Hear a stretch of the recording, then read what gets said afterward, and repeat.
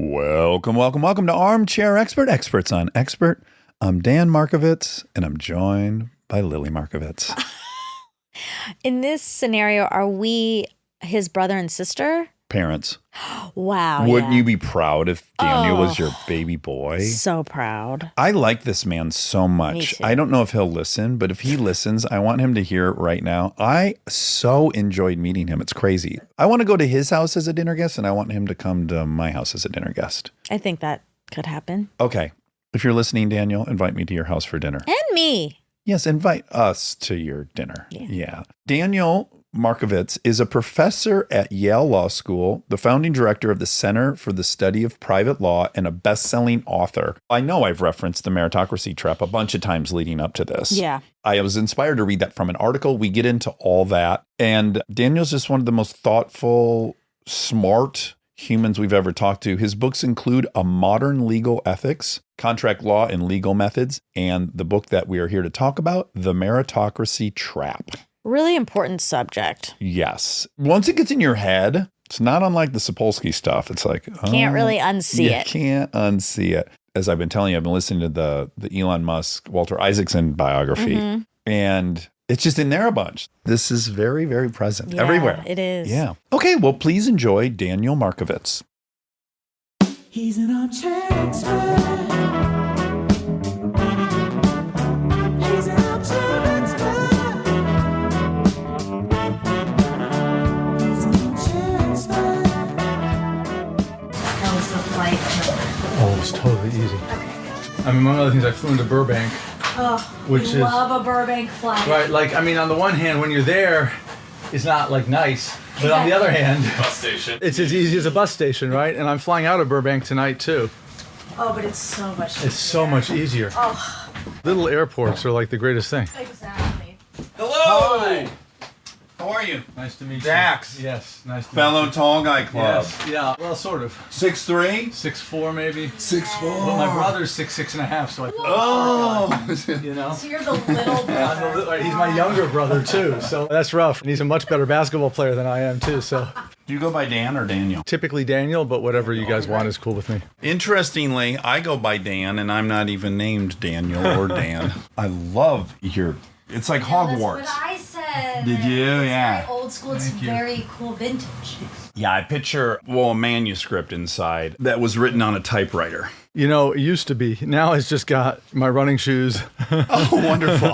Do you collect this kind of thing, like antique? No, I just use it till it wears out and then I buy another one. You would agree this is an unconventional carrying case Yes. in 2023. But it is perfect. It exactly is carry-on size on every airline. Oh, wonderful. And you probably know this as a tall guy. It's nice to have the wheelie ones, but they're too short for me. Oh, yes. I do struggle with that a bit. If it's not that heavy, it's easier just to carry it. Yeah, I would agree with that. But you also have really nice leather boots on, because I'm feeling like you actually love leather. Well, I like old things. I like things that last. Okay. Where do you think that comes from? It's a good question. My parents probably did. Okay. But also... Were they antique-y type They're people? kind of antique-y type people, but also we moved around a huge amount when I was a kid. Why? They were both academics, but my mother's from Germany, Oh, wonderful. came to the U.S. when she got married to my father. So we have sort of roots over there, and she likes being over there, so we move back and forth every year. Oh, really? Yeah, so I went to like 10 schools before going to college. Oh, my my goodness. God. What city in Germany would you Well, be going some to? in Germany. So in Germany, we went to Berlin, Okay. but also to Flensburg. But hold on, you went to Berlin pre-91 Yes. fall of the Yes, wall. totally.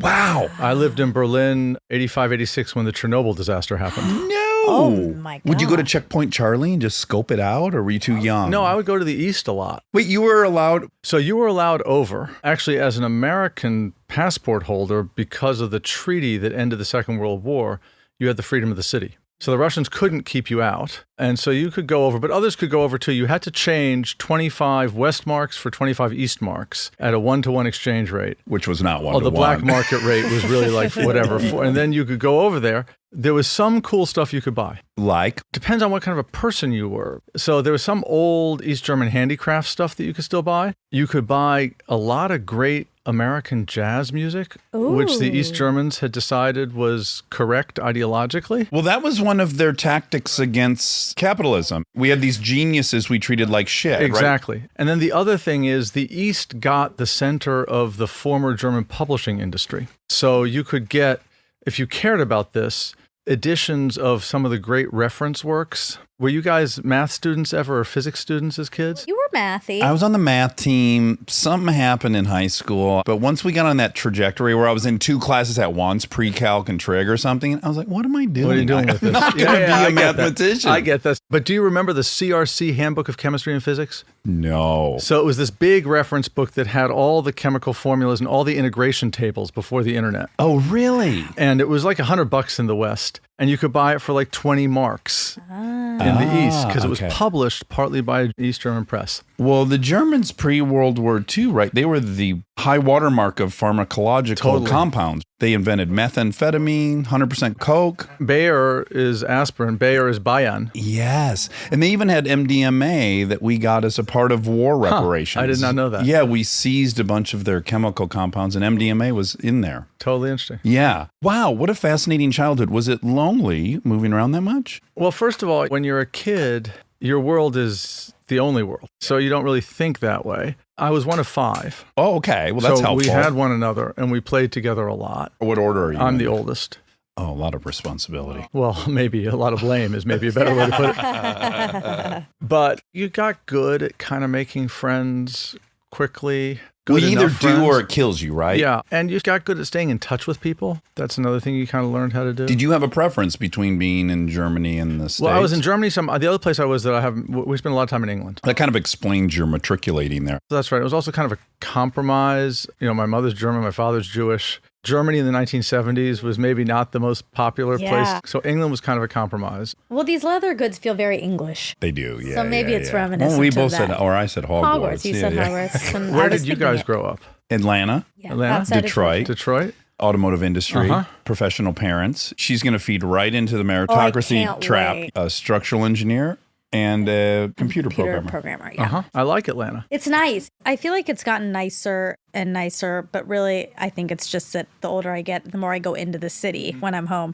because otherwise we just stayed in the suburbs. Yeah. It's gotten better. I used to go It's there a fun lot now. in my teen years doing car shows for General Motors, and that and Nashville have both made quantum leaps forward. Yeah. Where would you be when you were in the States? Austin, Texas. First Palo Alto, California, then Austin, Texas. Oh, we love Did your Austin. dad have a tech bent? No, my father is a law professor. My mother, I guess her job is a law professor, but she was sort of a socialist legal theorist who then became a socialist legal historian. Oh, no kidding. Because it ended. So Yeah, right. That is one of my earmark. I'm going to earmark that question for you towards the end. But Austin's a lovely place. Austin is really great. When I was a kid there, it was one of the places where you could live well for cheap. And so that meant it attracted a whole bunch of people who liked doing interesting and fun things, but didn't care a lot about money. Yeah. And that made it incredibly appealing. And there's 5 universities. There's a lot of within universities yes, around there. There's hyper Texas capita. Instruments. There's all kinds of stuff there. I think for a while it had the largest number of books bought per person of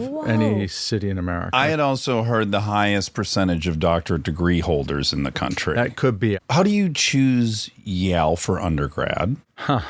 Not very intelligently. I apply to a bunch of places and I go on some college tours. And I had spent, when I was a child, a couple very happy years in England at Oxford when my parents were there as visitors. And Yale kind of looked like Oxford. That makes sense. Yeah. Likely modeled after or no? Yeah, it is modeled after. I mean, to a grown-up's eye, it doesn't really look like Oxford because the stone is different, the scale is different. But to me, it looked like that. Yeah. And I was like, this seems like a nice place. So you do mathematics. And at that point, are you aiming at a career in math in some capacity? I don't think so. When I start college, I think I want to be a physicist, maybe. Okay.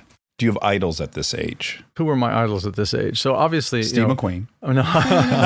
Athletes, Okay. right? Bart Starr, Michael Jordan, Sure. Artist Gilmore, Don't know artist. well, no basketball okay, player. okay. George Gervin. Do you remember the Iceman George Gervin? No, that's another basketball player? Yeah, I used to love the fact that his nickname was, instead of George the Iceman Gervin, it was the Iceman George Gervin. Yeah, that is Yeah. preferable. That made a big difference to Yeah, me. it's almost like a big time wrestler. Yeah. But then also there were a bunch of scientists I had sort of read a little bit in the history of physics. So you liked Einstein and stuff, I Yeah, imagine? but also Niels Bohr and Faraday and Millikan. It's funny how this has faded in the culture's memory, but in the 70s and early 80s, the point of time at the beginning of the 20th century when like theoretical physics was just cracking open the universe was almost still in people's memory. People like Richard Feynman, who was out here, but he knew those people. Oppenheimer's over there. Right. You could almost feel like it was still vivid and human and real. Yes. And they had proven themselves at their apex effectiveness with the atom bomb. Yeah. This isn't theoretical. This just won a war. And also, there was this sense, I think it's kind of still the sense, although I don't really keep up with this stuff, that a lot of the theories they developed was this is the way it actually is. Finally. Right. I think one of the problems, I'm not a physicist, that physics is having right now, theoretical physics, is that people still think that that's the way it actually is. And so it's kind of hard for people to make deep, profound breakthroughs. There are some problems that no one can solve, and people think if someone could solve them, then we could take a real leap forward. But right now, it's just filling in gaps and doing little things a little bit better. Yeah, we've reached the limit of our instruments. We can't really measure more or sample more. Well, you're going to need a new idea, I think, but I don't really know, obviously. Right. Medicine has that problem a little bit too, I think, where it's like, no, we already figured out cholesterol. We know what causes it. Too many egg Right. yolks. And then people just refuse to hear any outside information. It was like, no, we already know. Yeah, we don't already wanna- did that. Yeah, Let's Yeah. not- We've wasted It's enough hard. time. And we understand about DNA, and we've mapped the genome. Right. Done. The other book that I remember reading as a kid, The Double Helix, Yes. the book about how partly they steal the idea from a woman who doesn't get credit. As it should be. Setting that part aside, there was this idea, oh my God, we now understand how life reproduces itself. This thing that seems like it's different from everything else. We now have a sense that it's kind of on a continuum with everything else. And it's just amazing. Yep. But we also then get myopically focused on this thing DNA, and we're kind of ignoring the epigenome, we're Yeah, ignoring all that MNRI, stuff, right. everything that now we're starting to look at. Turns out to be really a big deal. Now, I have no business having this theory because I'm not smart enough to have it, and I'm not a physicist, but I do wonder out loud sometimes if the essential flaw of it all is that we are still singularly focused on a truth or a law. We're looking for that one unifying thing that will allow us to predict everything.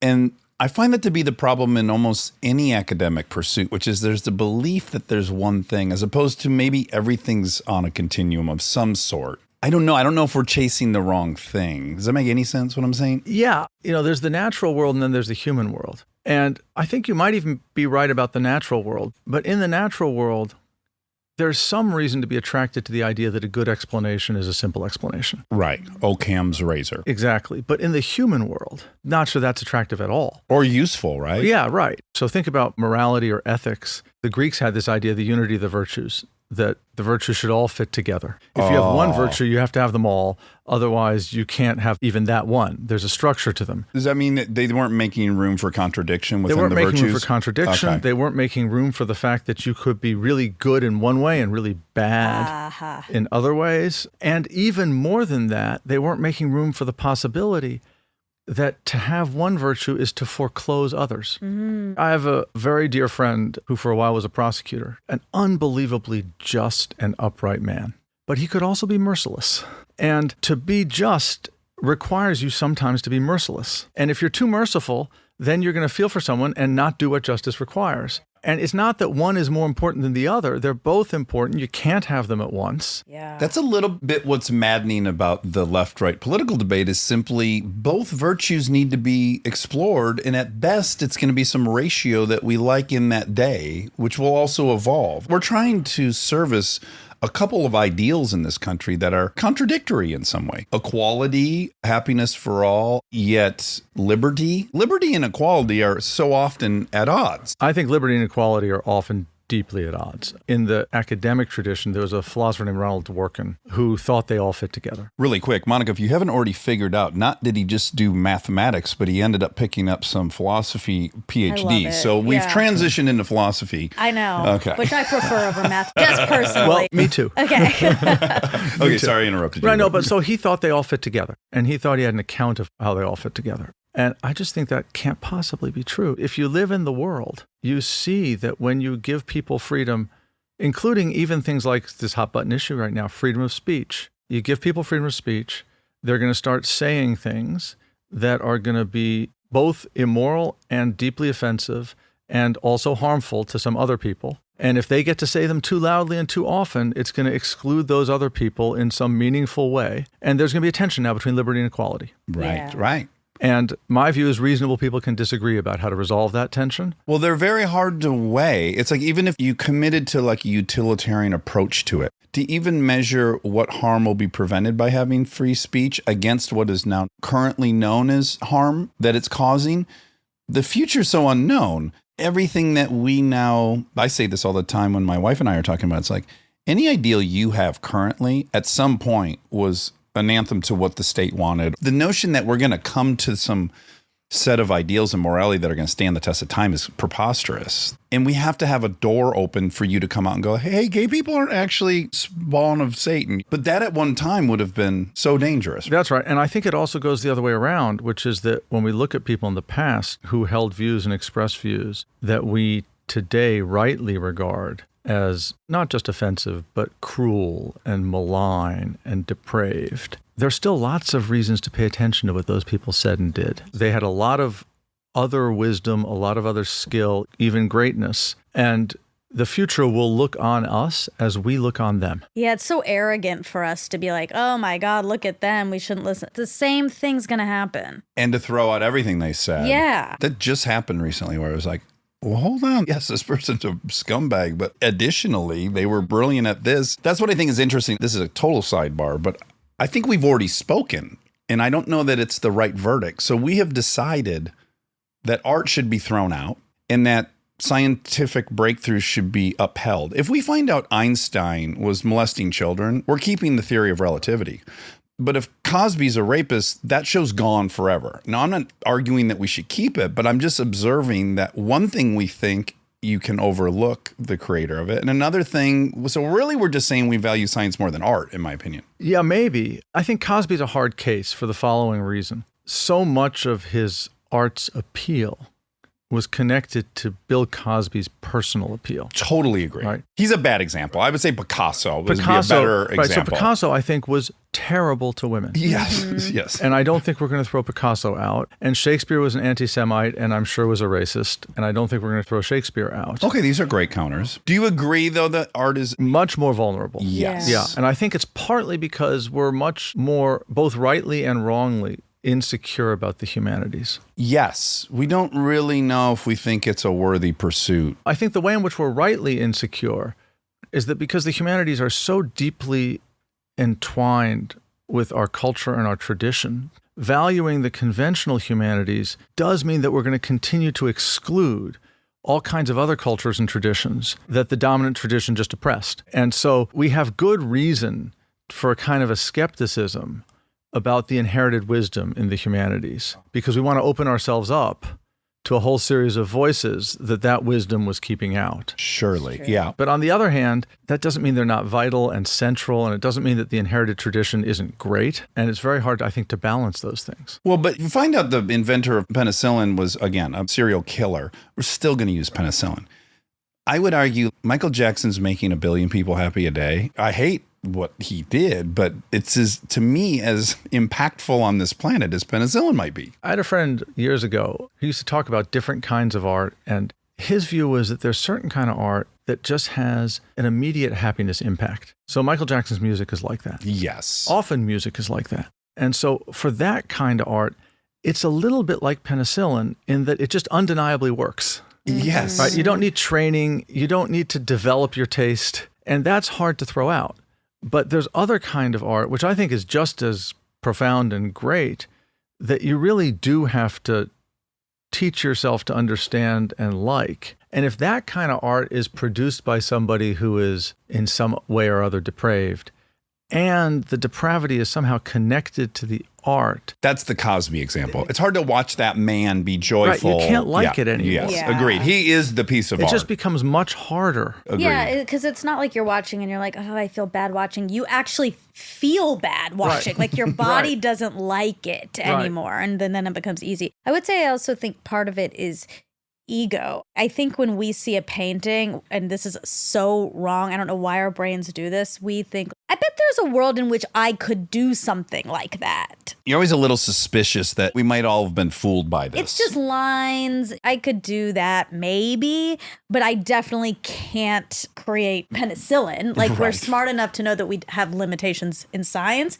but we think we can make art. Is that maybe because you're just good at art? No, I'm horrible at art. So actually, I look at things and I don't Like understand. I how see it, I'm people- like, I could never do that. yeah. Right, but I'm guilty of this. Until I had gone to the Picasso Museum in Barcelona and stood in the room where he had made an exact replica of a very realist painting and then morphed it over the series of 6 paintings into Cubism.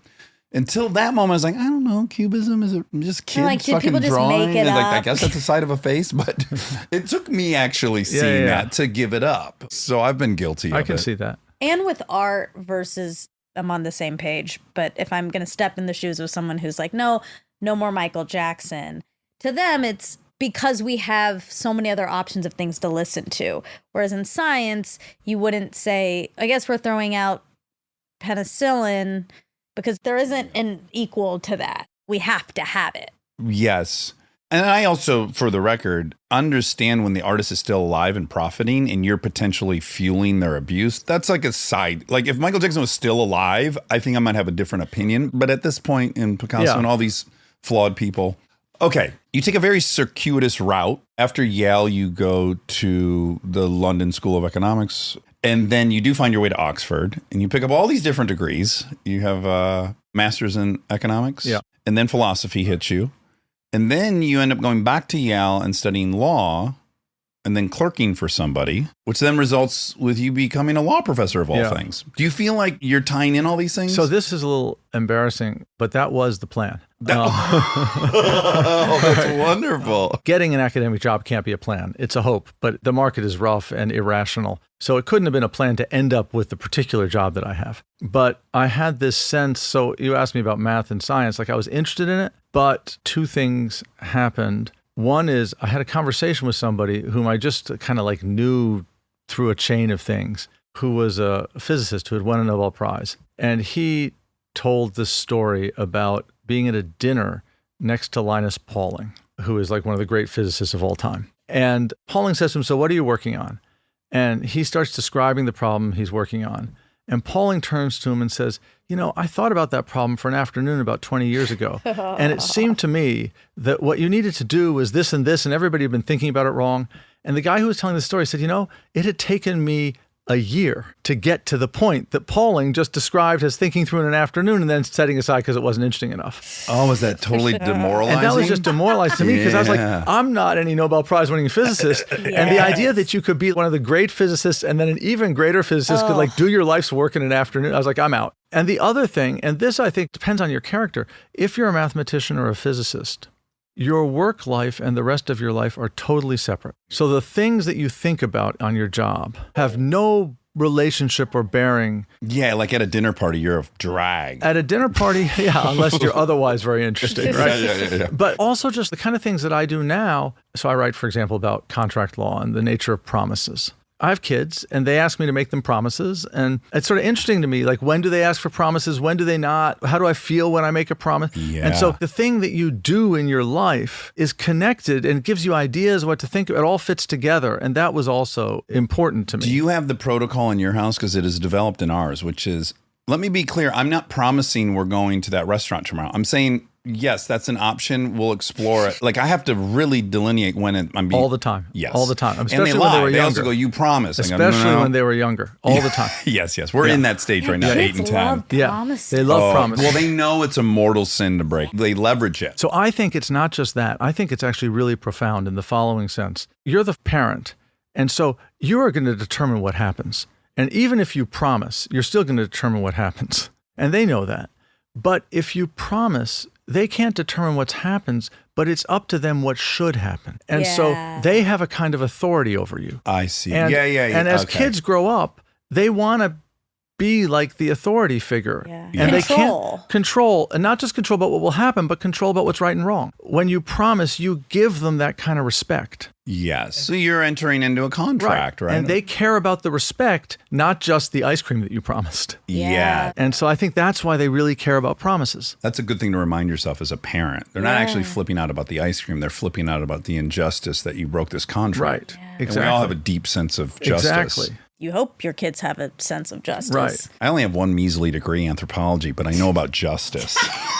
What kind of anthropology did you do? Cultural, unfortunately. I did so many electives in physical, and I probably should have done physical. I'm getting totally interested in anthropology these days and Well, sociology. it's having a real moment. Yeah. One of the things that annoyed me about anthropology, I've said it on here before, is there wasn't in 2000 when I graduated much application for it. You could go and be culturally relative and understand how a system works, and that was about it. You couldn't advise. But I think there's a host of people that are starting to synthesize many different disciplines. And somehow when that happens, anthro's really required. We go back to like, what were we designed to do? And how is this matching up with what we're doing? I think it becomes a really quintessential ingredient into this. Yeah, also it feels like, and you'll know this better than I do, but for a long time, anthropology was connected in a certain way to colonialism, and it was the study of the exotic other. It's increasingly becoming the study of us. And in the study of us, it both has less baggage, but also it's a really powerful way of understanding what the hell's going on around here. Yeah, why are we doing all this Right. stuff we do? What is the vestigial thing that we're being driven by still? Okay, so how does all this lead to studying meritocracy? In three ways. The first is whenever we moved around when I was a kid, I always went to whatever school the local state assigned me to. And in Austin, I graduated from a high school, which was a public high school inside Austin, was not the fancy public high school. And the kids I went to high school with were just as smart and interesting and creative as the kids I went to law school with. But they didn't get as good jobs. And they didn't end up as rich, and they didn't end up the same amount of status. And I was trying to figure out, that's obvious in some sense, but what's not obvious is understanding exactly why and how. All the mechanisms. And also why the gap has grown and is growing. So survivor's guilt, number one. Yeah, or maybe also just the fact that when you study promising and your kids make promises, you sort of find that interesting. And so also reflecting on your own experience. Yes. The only reason I'm resisting survivor's guilt is that my friends from high school are doing fine. Well, because it sounds pitying and you don't want to do that. That's not the view I have of them. But it's fair, I think, because I have tremendous survivor's guilt of my friends all growing up. So many of them had enormous potential, equal to mine. For numerous reasons, they didn't realize any of that. And I think it's okay for me to not assess where their station in life is and feel compassion, but rather what they wanted. Now, if everyone you went to school with in Austin is exactly where they wanted to be, great. And that's not true. But the other side of this is also true. There are lots of ways in which my friends from high school, they're not as rich. They don't get as much respect from They're strangers. not an armchair expert. There you are. Yeah. There you are. Exactly. Yet, Exactly. we don't know. Exactly. Yeah. But if I think about the people I went to law school with or my students now, there are a bunch of ways in which my friends from high school are doing better. Right. Joke's on us often. Right. They're not as stressed. They have hobbies. Yeah. They might be closer with their children. They live close to their parents. So I wanted to understand that side of it too. Maybe questioning your own destination or where you landed and is this everything I thought? Yeah, I should be very clear. In my case, although I did not go to a particularly fancy or privileged high school, my parents were both professors. And so I did not come from a hardscrabble background. So it's not a question of like my own journey. My own journey is pretty boring. Child of professors becomes a professor. Pretty standard. Nobody's writing a novel about that. Only a satire. Right, only a satire. Yes. But in your own mind, you had fantasies of what a law professor at Yale would be. And then you arrive there and you go, I'm grateful for this. I enjoy this. But you evaluate a little bit, right? Yeah, that's right. I wonder if this is something, especially when I was younger, I was a great admirer of certain thinkers. And I had this feeling that when they had finished their great book, they sort of had this sense, yeah, I've done it. This is what it's like. And I would tell this to my wife and she'd say, I bet you the next morning they got up and they were kind of confused and they kind of thought, I don't think that's quite right. Or I didn't really understand what I was doing. Your wife would say that, or Yeah, you would say that? She would say that. She would say that. You're Okay. wrong. They don't have this moment of purity and epiphany. Well, they look in the mirror and they're like, fuck, is that tooth rotten? Yeah, all that thing, right? Their Yeah. back hurts. They got indigestion. Their wife's and pissed. Plus, they read back on their book and they're like, oh man, I screwed that up. Yeah, Right. yeah. And so I think that may be just the human condition. Very much so. Stay tuned for more Armchair Expert, if you dare.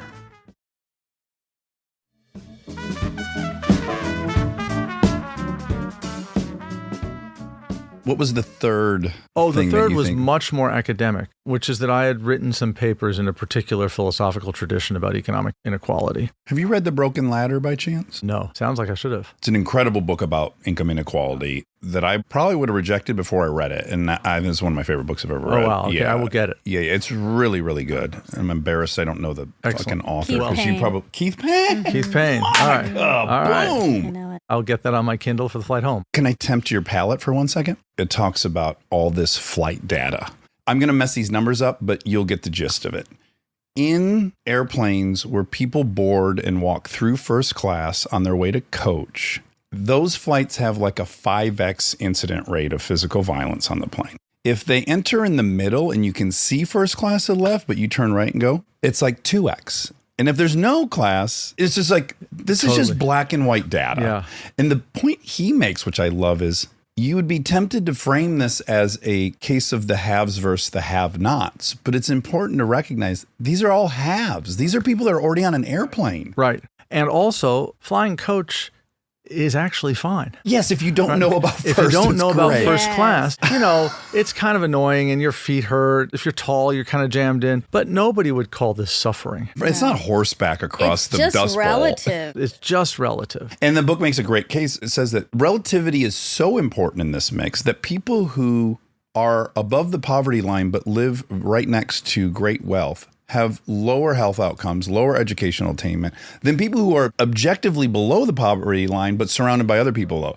And it's like, well, that's a head fuck, right? Yeah. There are these two books by Pickett and someone else, The Spirit Level and The Inner Level, which are also books about the effect of inequality in itself, both on individual lives and consciousnesses and on social organizations. Mm-hmm. Inequality is bad, it turns out. And it's almost maddening Hot to me. What I hate about it is largely it's in our minds. That's Yeah. what's so frustrating Yeah. because it's like, how do you combat something like that? You could give someone a $300,000 income and they'd be less happy living next to a billionaire than someone living on that's maddening to me. Right. In some sense, it sounds like a banality to say inequality is bad. But another way to think about it is this. Imagine you have a society in which there are a bunch of people who make, $50,000 a year, and there are a bunch of people who make $100,000 a year. And now you've got an extra $1 million to give out. It seems as though there may be lots of reasons to give it to the people with 50,000. But supposing you can't do that, supposing your only choice is give it to the people with 100,000 or burn it. It seems like it's obvious you should give it to the people with 100,000 because you're helping somebody, you're hurting nobody. But it turns out maybe you should burn it. Really? Because maybe if you give it to the people with 100,000, it'll make the people with $50,000 miserable.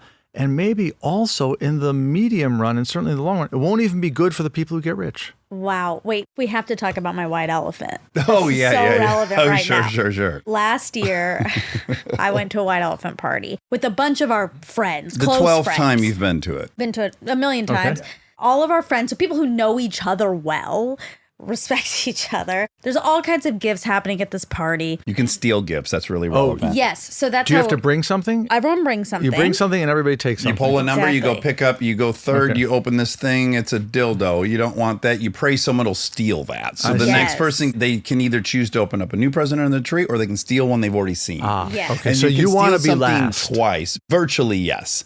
Although you can Well, only be then there stolen might have- twice. Exactly, and it things gets get locked. frozen. I so it's like see. strategic. It's That's fun. really complicated. Yeah. Yes, and it's really funny and fun. It's so fun and funny.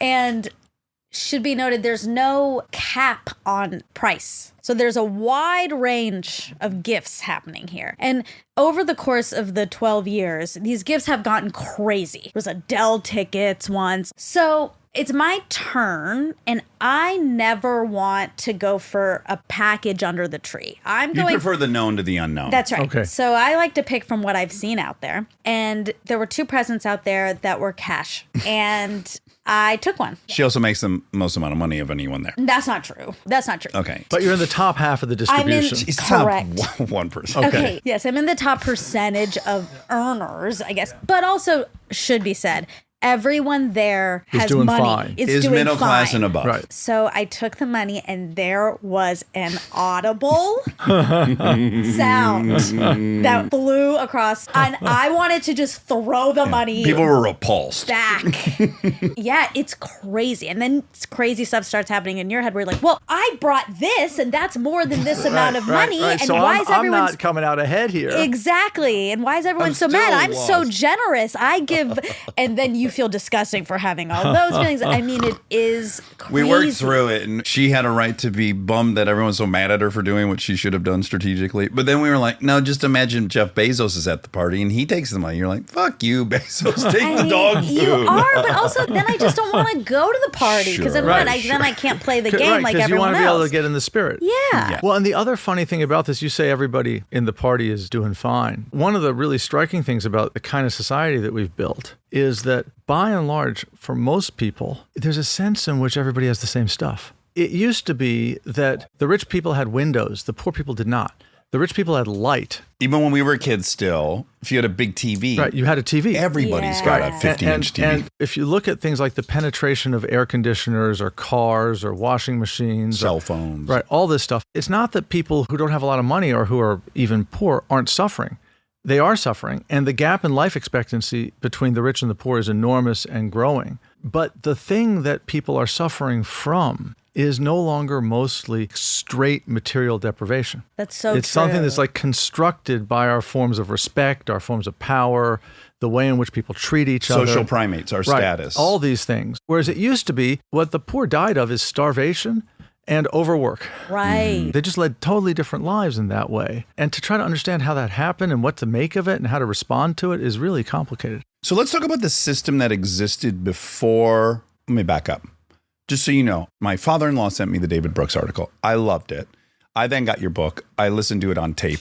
There's so much data in it. I was sitting down to try to remember my favorite stats. I was like, there's so much data. It's so well researched. But I was interested to learn that even this word meritocracy is only from the 40s or 60s or something. It's Late relatively 50s, early 60s, yeah. relatively new, which is interesting because the country was based on a foundation of merit. Because I want to talk about what system existed before we have a meritocracy. Right. And then I just think it's even interesting we didn't even have that word until the 60s. So Yeah. In Europe and in much of the world, we had an aristocracy. And so that was a hereditary form of privilege in which rich people didn't work. And it was gross too, right? We watch these historical period pieces and you come to find out it's actually distasteful to work. Work was a degraded occupation. To work was to be humiliated. So when in Europe there are parties like the English Labour Party, that was like a reclaiming of a word.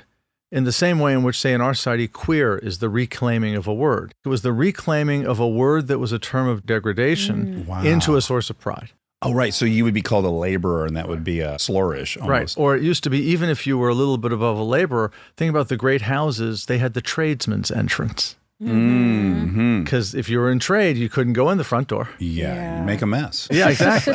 I think the U.S. was a lot more complicated. Wait, can we just put a couple finer points on that? Because we're there. Yeah, so you didn't work and your wealth was predominantly land holdings. Land holdings, and then at some point, eventually, it would be factories and machines, and maybe certain kinds of financial instruments. Right. But you would have virtually nothing to do with any of You have those nothing things. to do with any of it. And it's really important to realize, and this is a contrast I hope we come to at some point, if you hold your wealth in that form, your wealth makes you free. Because what you can do is you can take your wealth, you mix it with other people's labor, you exploit those people, you don't pay them quite as much as You they give produce. them 10 acres of your thing. You can keep what you grow, but you got to grow all my shit. Right. And you just take whatever surplus they produce and you keep it for yourself. So then you use it for whatever you feel like. That kind of wealth frees the rich person. And that's really important. And the contrast to, in some ways, the wealth we have now is important. Right. So am I wrong in thinking that the founding fathers were kind of explicit about they didn't want a class system, they didn't want nobility, they hated aristocrats? It was intentionally set up as a merit. Yes. So Jefferson talks about an aristocracy of talent, by which he means that people who have capacity, and he presumably also would have meant virtue and hard work, would therefore rise. Of course, you had to be male, you had to be white. Yes, of course. So they didn't really believe in equality. It's just they thought all white people were aristocrats. Yeah. There's actually a totally interesting way in which, in that society, the relative equality among the white people was deeply connected, both causally but also imaginatively and morally, to the race hierarchy.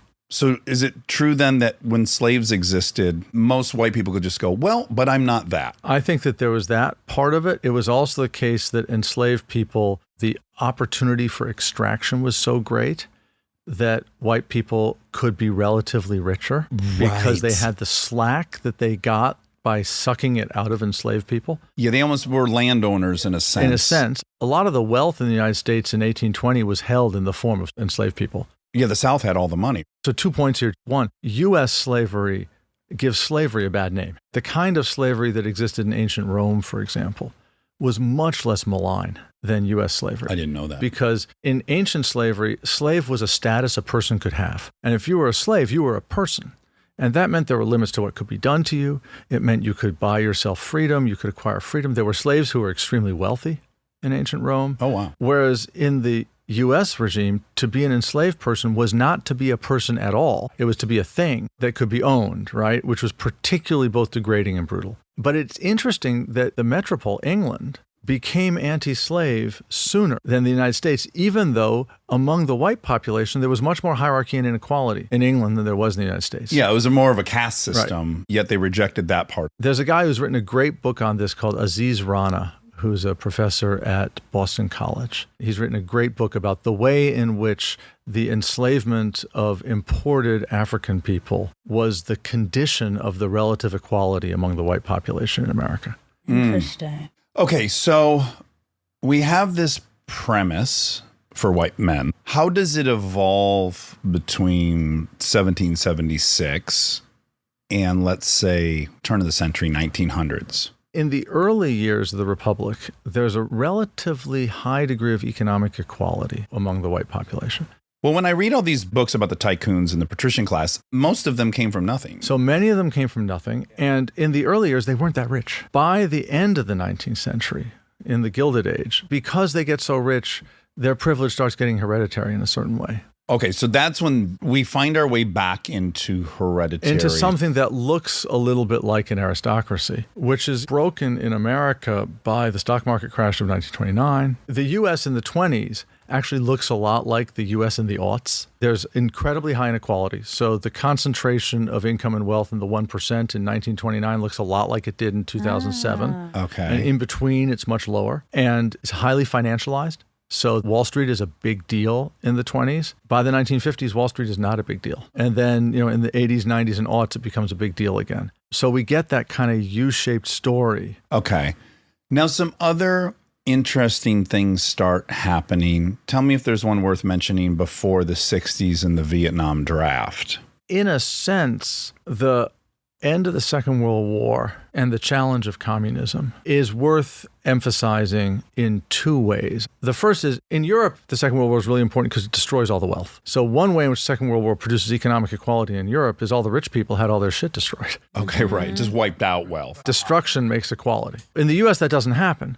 But what happens in the U.S. is that the ideological needs of resisting communism, also coupled with the, as we said earlier on when we talked about jazz in East Berlin, the need to do something about Jim Crow produces a series of ideological shifts that start measuring people based on their accomplishments and start being a little bit more inclusive. Because it's really hard to resist communism if you are, for the white population, a hereditary aristocracy. and the white population are just oppressing the black population completely. And then you have this ideology out there that's saying, wait, everybody's equal. That's not a good position for the U.S. to be in. Is this, I've never even thought of this, but does the narrative get propagated? Do we start selling our system more and more because we have to, because there's an alternative afoot? Like pre-Cold War and threat of communism, was the American dream as present in media and as propagandized, or do we have any reaction to this threat where we've got to double down on the virtues of our system? I mean, I think, Horatio Alger, so the rags to riches stories are present in the U.S. in the 19th century, prior to this. Okay. But there's a certain kind of law-based, constitution-based patriotism that comes only really after the First World War.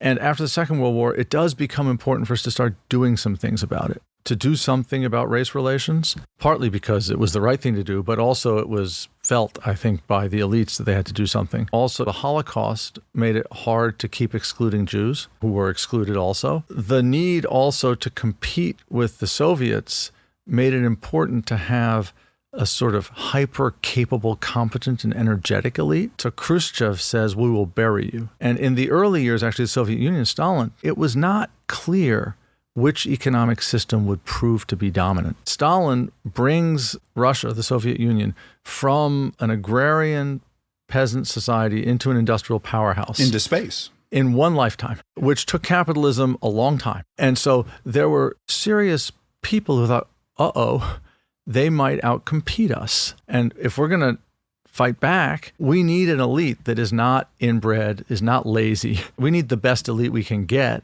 And so meritocracy starts producing that too. We've also just learned from World War II, we imported the minds we needed to win the war. We also had some very tangible proof of what that can do to have that brain trust here. They stay in Germany, we lose. Yeah, there's something to that. Okay, now 60s come along and Vietnam comes along and there are deferments issued for boys attending college. Right.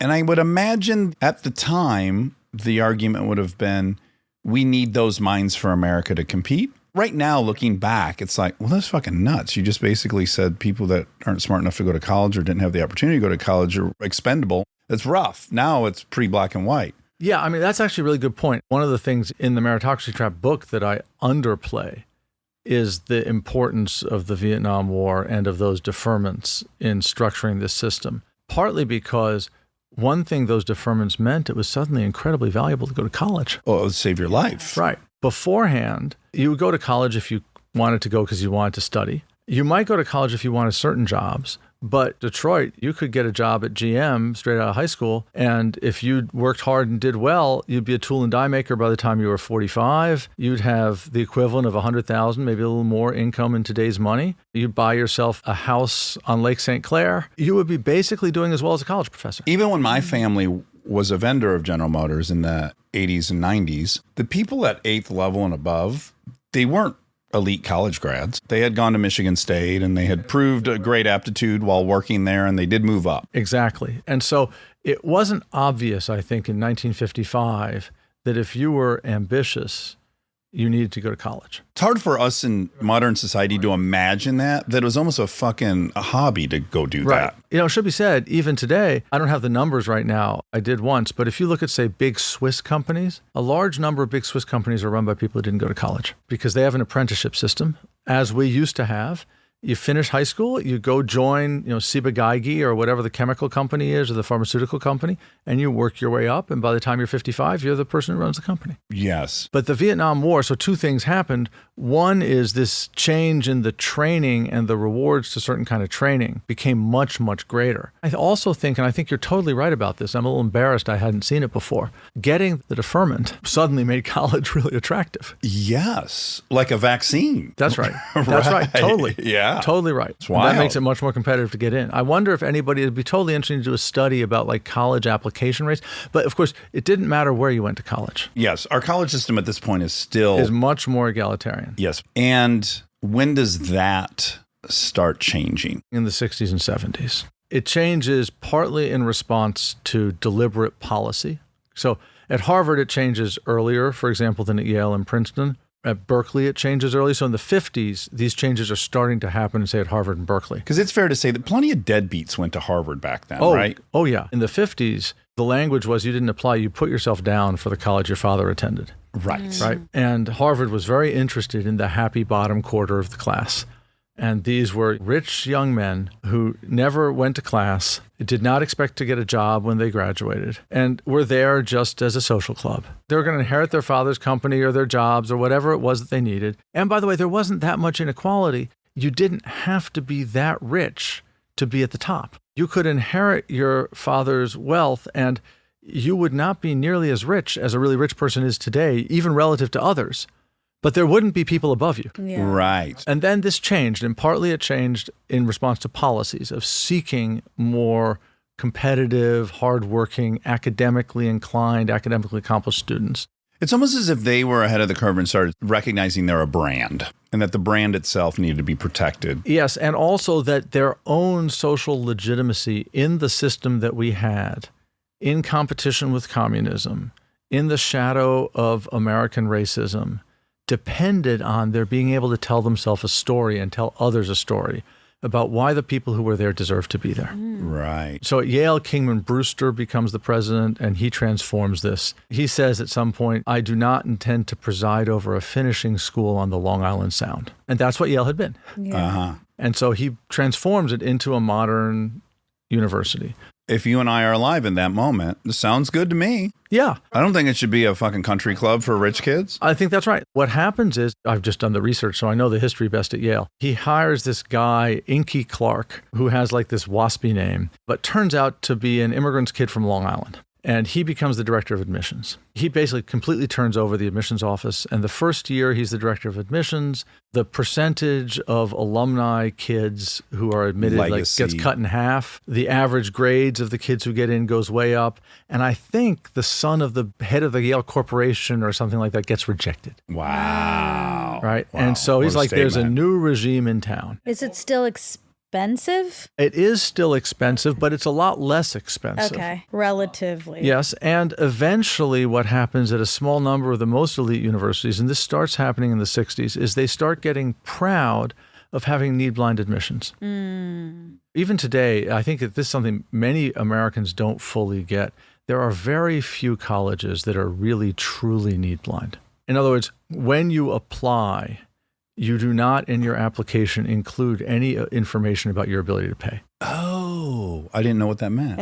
At Yale, at Harvard, at Princeton, at Stanford, at a handful of schools, you have to be super rich to be able to afford to do this. They admit people without even looking at whether they can pay. Right. And then they put together financial aid packages. Again, sounds great. Right, sounds great. At most colleges, even at most pretty good colleges, if you can pay, you're more likely to get in. So that starts happening. So these places transform the kind of thing that they are. And initially, you're right, it's like totally great because excluded people start getting in. People start getting in who are harder working. They're not just partying all the time. They're trying to do what they're there to do. They try to get a set of skills that maybe when they go out and work will make society better for everybody else, as opposed to just being layabouts. And it looks pretty good for a while. And then the worm turns. And it turns in two ways that are really important. One is the reason this worked initially at opening up the elite is that the old aristocrats, if you're being blunt about it, weren't that hardworking, they weren't that smart. And so when colleges started saying, we're going to admit the kids who do best in school, it wasn't going to be those kids. You know, like the best high schools in America in 1960 were all public high schools, not private schools. Private schools were full of lazy, dumb people. Right, yeah. The people who got ahead through this system, then when in the 70s and 80s, they start having kids. Well, they are smart, they are hardworking, and they have an enormous talent for educating their children and an infinite appetite for doing so.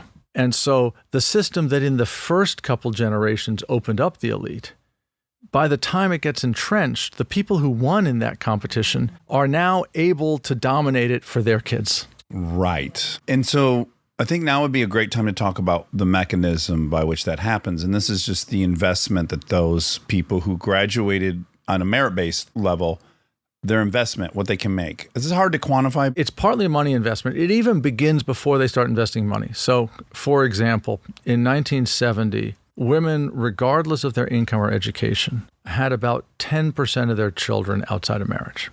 Today, women with a college degree or more have only about 5% of their children outside of marriage. Women with a graduate or professional degree, I think, have only about 3% of their children outside of marriage. But women with a high school education have over half of their children outside of marriage. Holy smokes. So a 15x difference. Right. And it turns out that for a host of reasons, it doesn't really matter whether they're married or not. But of course, if you have it outside of marriage, you're more likely also to actually be a single parent household. Having two adults who are both earning money, who are bringing resources into the household, makes a big difference to the opportunities that kids have. So this starts even before kids go to school. We just had Robert Sapolsky on. Yeah. Stuff's happening in the womb. If there's scarcity or there's trauma. Or yes, there's all this trauma really harms kids. You know, there's a woman named Florencia Torche, who's a sociologist at Stanford, who did this incredible dark natural experiment. But she looked at women who were pregnant during the great earthquake in Chile recently. Oh, wow. But not physically harmed while they were pregnant. So these were women who had an enormously stressful event while they had a pregnancy, but no physical damage. And she looked at what happened to the kids. And two things are interesting about this. The first is that the kids who were in utero during the stress event had a whole series of disadvantages from birth relative to kids who were not subjected to this stress. But the second thing is that educated and professional mothers, by the time the kids were 6 or 8, had compensated for and overcome those disadvantages. Oh, wow. Because they had the access to the additional support, to the training, to whatever they needed, whereas less educated, less wealthy mothers could not overcome it. So this starts before you're conceived. Yeah. It happens as soon as you're conceived. Then it continues on. You know, when you're born, kids of parents with college degrees hear many millions more words before they're 2 or 3 than kids of parents without college degrees. Then they go to preschool. The really rich kids, there are preschools in New York City that cost $50,000, $60,000 a year. Oh, yeah, they're here as well. Right, yeah. that have departments. Yeah. Right, Yeah. they're full of specialists in training kids. They have very low acceptance rates. They have like 10% admission rates. And it turns out, you know, that kind of education is ridiculous, but it's effective. Yeah, Right. it gives you an advantage. And then the kids go to elementary school and then to high school. And then, you know, there are high schools that send 25% of their kids to Ivy Plus colleges. And just to give you a sense of the scale of this, a very poor public school district in America spends probably between $8,000 and $10,000 per pupil per year educating the kids who go there. A middle class district spends maybe $12,000 to $15,000. The most elite private schools spend over $75,000. A kid. A kid. A year. A year. All right. Oh, my God. And notice that the gap between the rich and the middle class is 15 times bigger than the gap between the middle class and the poor. Yeah. And what this produces is enormous gaps between the rich and the middle class when they apply to college. The average kid whose parents make maybe more than $200,000 a year scores about 250 points higher on the SAT than the average kid whose parents are right in the middle of the income distribution. Whereas the average kid with the middle class parents scores only about 125 points higher than a kid whose parents are at or below the poverty line. So the rich middle class gap is twice as big as the middle class poor gap. Wow. And of course, when you have that, and then you have meritocratic college admissions, it's no surprise that the most elite colleges are filled with rich kids. Yeah. Stay tuned for more Armchair Expert, if you dare.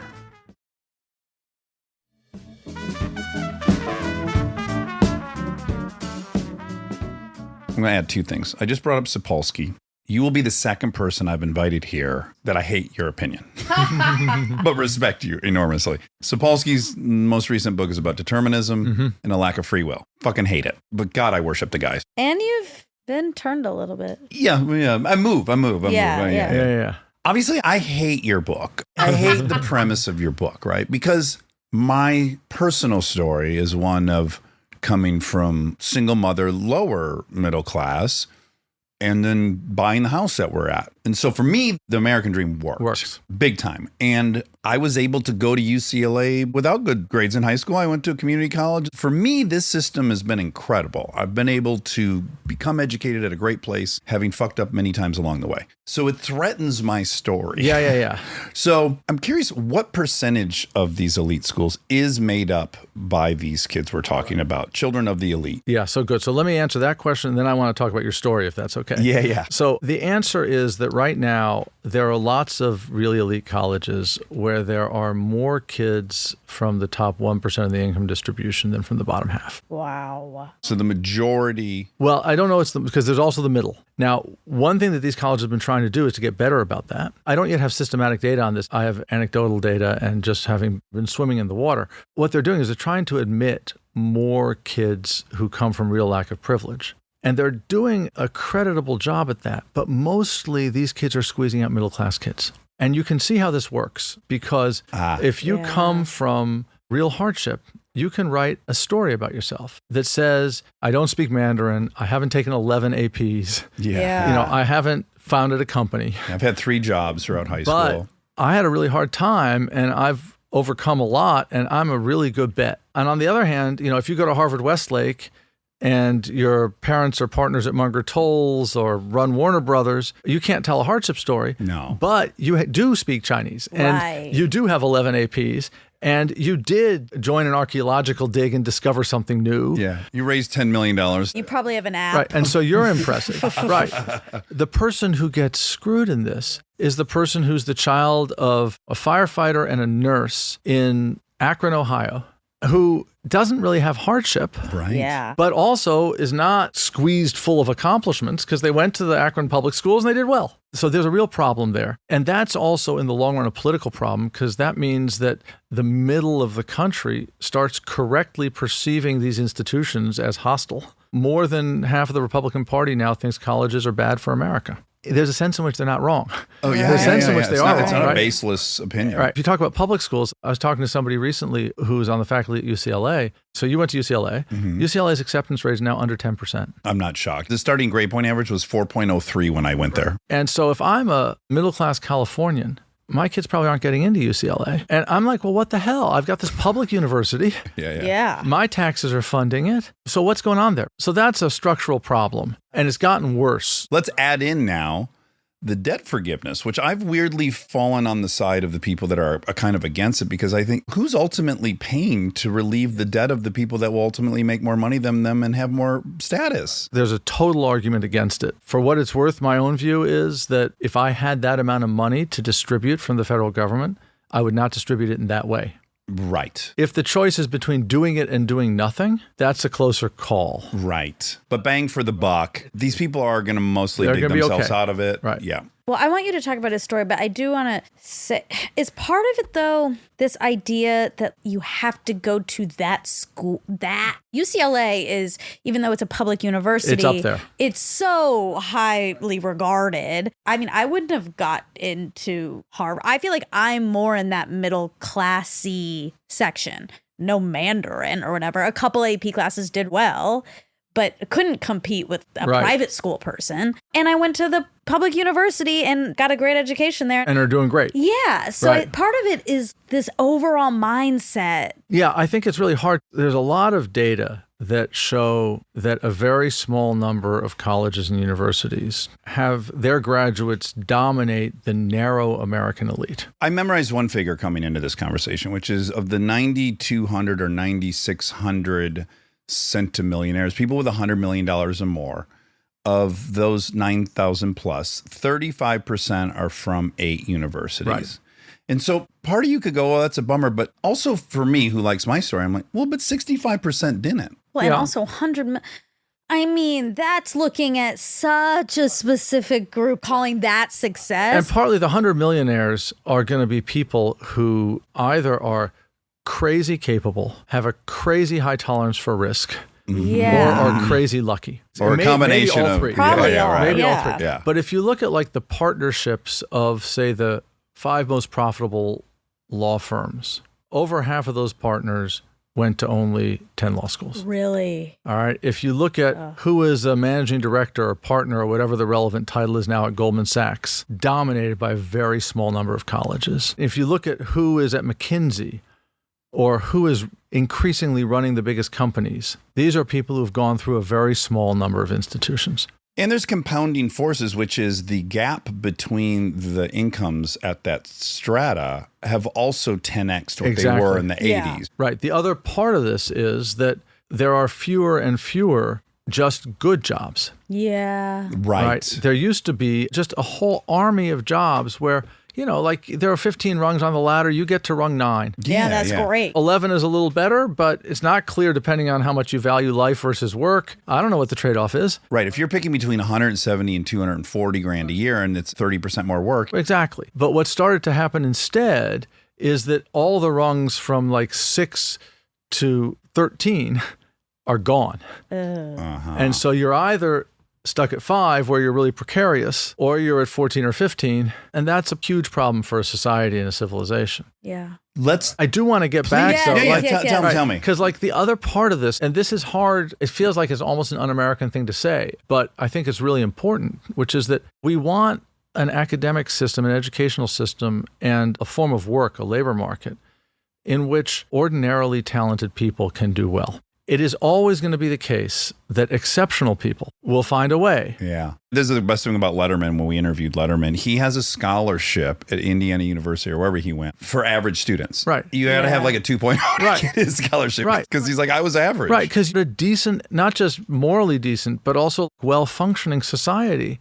Most of us are ordinary. You want a way of living in which if you're ordinary, your life is good. Yeah. And this is where I also think science is helping us right now. We're shining a light on these. We're starting to acknowledge the pride that someone should have for being smart. We're recognizing like you were born with it. So it's like being born hot. No one should feel super proud of themselves for turning out attractive. And likewise, we're learning a lot about the Sapolsky stuff, your environment and your genetics. Some people are starting on second base or third. Yeah. The environment also is a huge part of this. We see this physically. The American elite is thin and fit and healthy, good skin, well-dressed. Well, money turns out to Play a role in all that. do a lot. Yes. It does. So this is what I really like about the book is I think you're fair to everybody. So the nobility of 1700s England, where they went duck hunting for a living and went on fox hunts or whatever they did to entertain themselves, pretty groovy life. You point out no one's really winning in this. If you look at what this elite that everyone's jealous of, what their actual life is like, as opposed to work being repugnant and the goal being a life of leisure, these people are working far more hours than anyone else, right? Right. You've got a lot of data in here about how miserable these people's lives actually are. The place where the data is strongest is with the kids, because the kind of training that you need in order reliably to get into Harvard these days, coupled with the fact that Harvard admits 3 to 4% of its You just applicants. read 3.1 last year or something? Means that if you're a junior in high school, you fall in love and your partner dumps you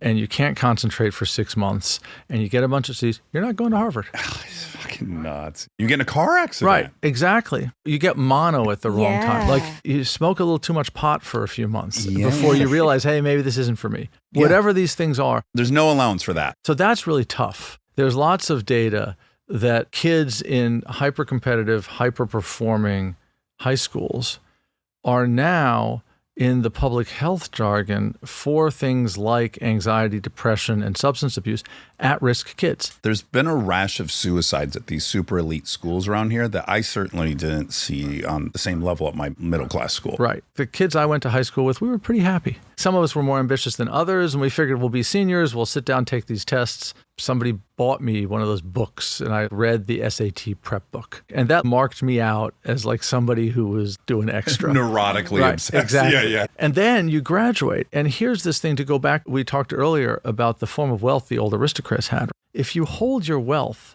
in land and factories, you mix it with other people's labor, extract surplus, and live a good, happy life. But if you hold your wealth in the form of your own training, or what might be called your human capital, the only way to extract income is to mix it with your own labor. We don't yet have a technology through which I can mix my skill and training with some poor other person's labor. Yeah, you need a neural link into a robot that executes everything you've gathered in your head. And but then we don't have that. We have it a little bit. So I always tell my law students, that's called associates. Yeah, exactly. Right. What the partner does is they mix their skill, their human capital, with the associate's labor, and they take a cut. And that's why the associates, they still make a lot. They make $400,000 a year, but the partner makes $4 to $6 million a year. Right. Because they're taking a cut from every associate. But most of us can't run our affairs that way. And even the partners, to be a successful manager of associates, you have to work all the time. So let's just be clear, too. So 200 years ago, if you would have lined up the 100 richest people on the planet,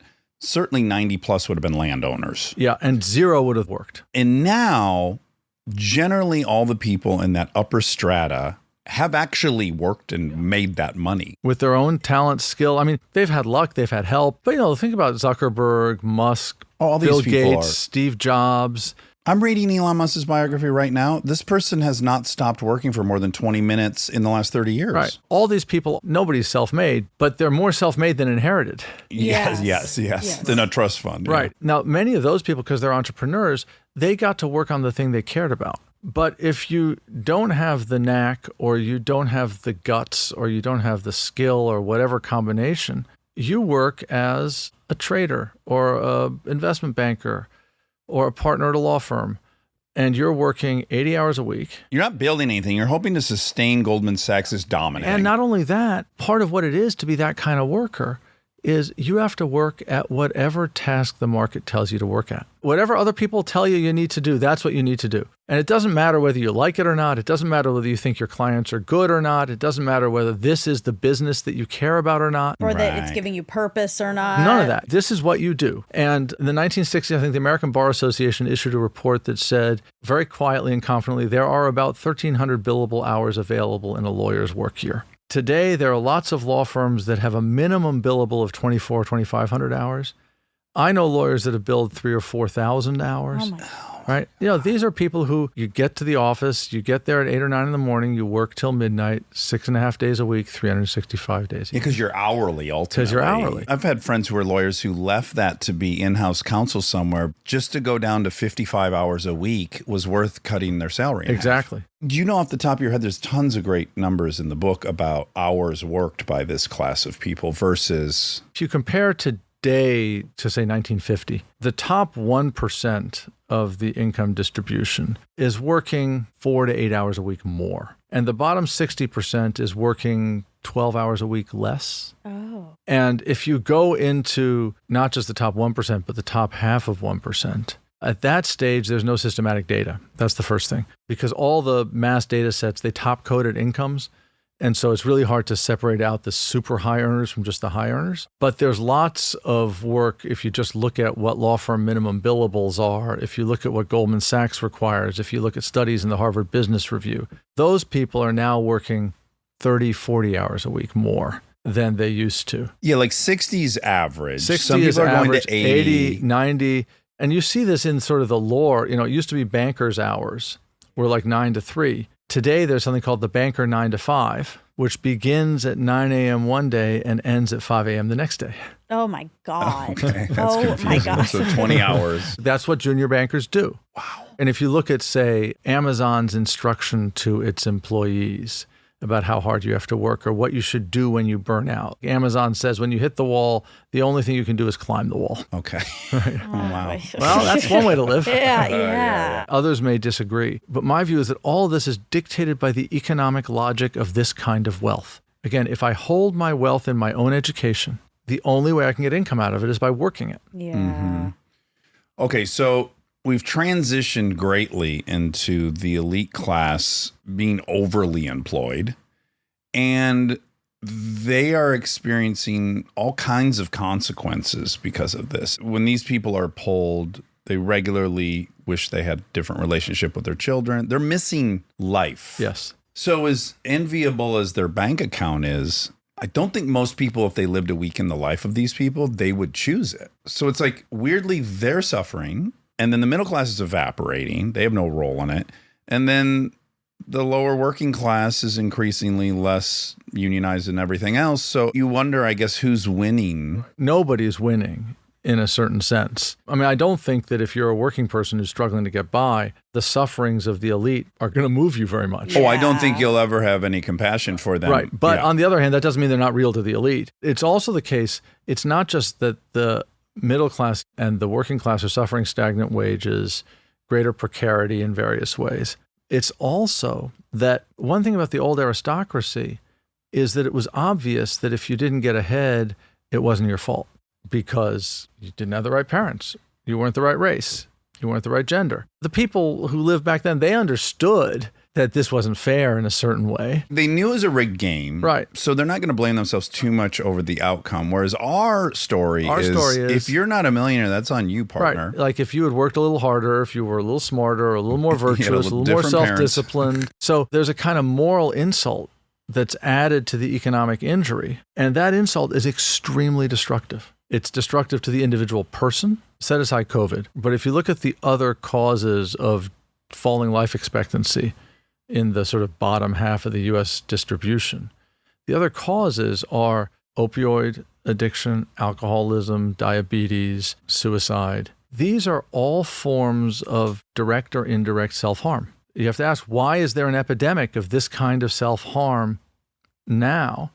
And a good part of the answer is because people are cut off from opportunity and are then blamed for it. And that's just a terrible place to be. And then at the same time, collectively, this system makes you alienated from, angry at the institutions of your society, resentful, inclined to try to find someone to blame. And so the rise of a kind of right-wing authoritarianism and populism, it won't probably surprise you. I'm no fan of Donald Trump's. I'm shocked. Yeah, exactly. But one thing that he's not wrong about when he says that the institutions and the elite of this country are excluding middle class and working people from advantage, well, that's true. Yeah. The stuff about immigrants and people, that's not true. That's dark and brutal and malign. But the stuff about these institutions not being, well, that is true. This syndrome gives people like him an opening. Yes. I'm curious how you feel about David Brooks's article, because it takes your work as a kind of a foundational component, but clearly then David goes into some political areas that probably you personally wouldn't. This is from the article. Like all elites, we use language and mores as tools to recognize one another and exclude others. Using words like problematic, cisgender, Latinx, and intersectional is a sure sign that you've got cultural capital coming out of your ears. Meanwhile, members of the less educated classes have to walk on eggshells because they never know when we've changed the usage rules so that something that was sayable 5 years ago now gets you fired. You're probably uncomfortable with that part of it. I have no idea, but I will say that this is also what Trump's right about. And people are fucking pissed about it. I would formulate it slightly differently. I wonder what you think of this formulation. Okay. I am less inclined than David Brooks is to think that sort of the thought police are totally present and dominant inside elite institutions. So my experience inside these institutions is, yes, there is a right way of speaking and a wrong way of speaking, and there is some censorship, and the situation is not ideal. Of course, the situation has never been ideal, but it's not the case that one slip of the tongue gets you fired. Okay. In my experience, if you're trying and if you're decent and have an honorable motive, people will adjust. They might call you out, and then you say, hey,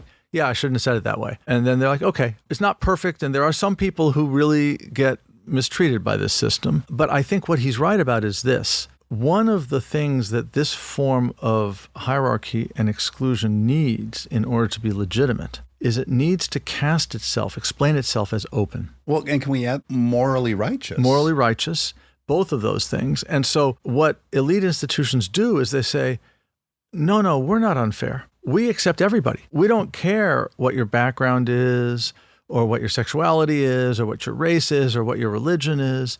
We are accepting you on the merits. And it is proof that we are so fair that we have such enormous diversity and such a commitment to diversity.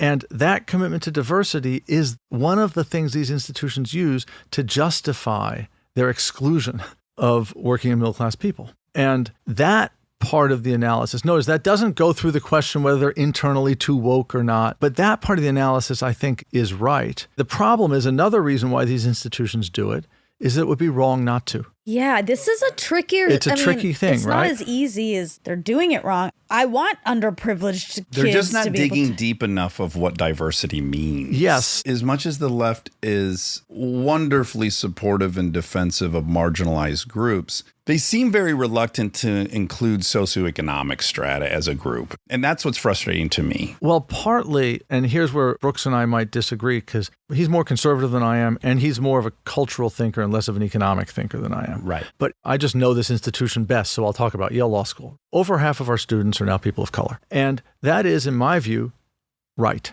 That is to say, the country is almost half people of color. We should not be 90% white in a country that's 50% white. And so whether the right number is 52% or 46%, whatever, it basically is the right way for us to be. But here's the thing. We could do that and basically remain the same institution that we are, because it wasn't essential to Yale Law School's economic or social function that it be a white institution.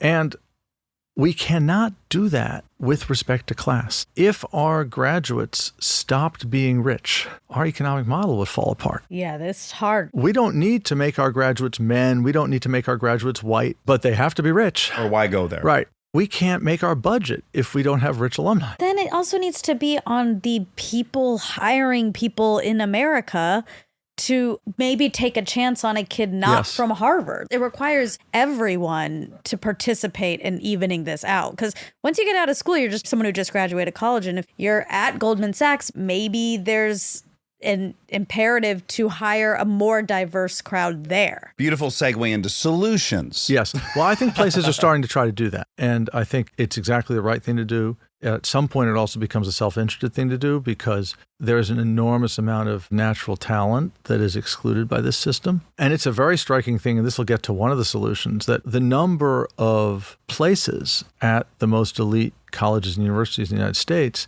has not grown a lot in the past 50 or 100 years. And if you look at the list of those schools, it's the same damn schools that were on it 50 years ago.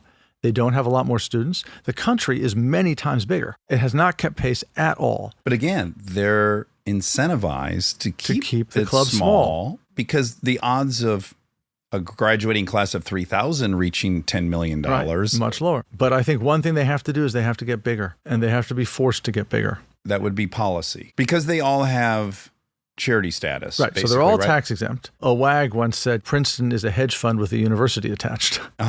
And the university gives the hedge fund certain advantages. And it's not just, by the way, the elite universities. It's also elite high schools, elite middle schools and elementary schools, elite kindergartens. You know, these are incredibly well endowed. Elite kindergartens. That's Look, like the craziest it's the craziest oxymoron thing. I've It's ever the craziest heard. thing. But also these schools, you know, Phillips Exeter Academy, I think, has an endowment above $1 billion. Oh my God. Okay. So, you know, these are It's fucking laughable. these are large institutions, right?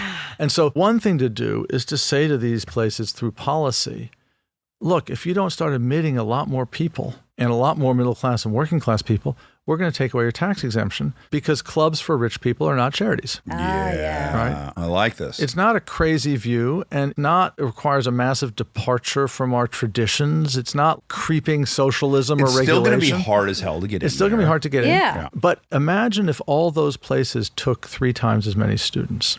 First of all, the returns to going there would go down. They wouldn't be zero. It would still be a good place to go. Second of all, there'd be more resources per student at the next tier down and the next tier down.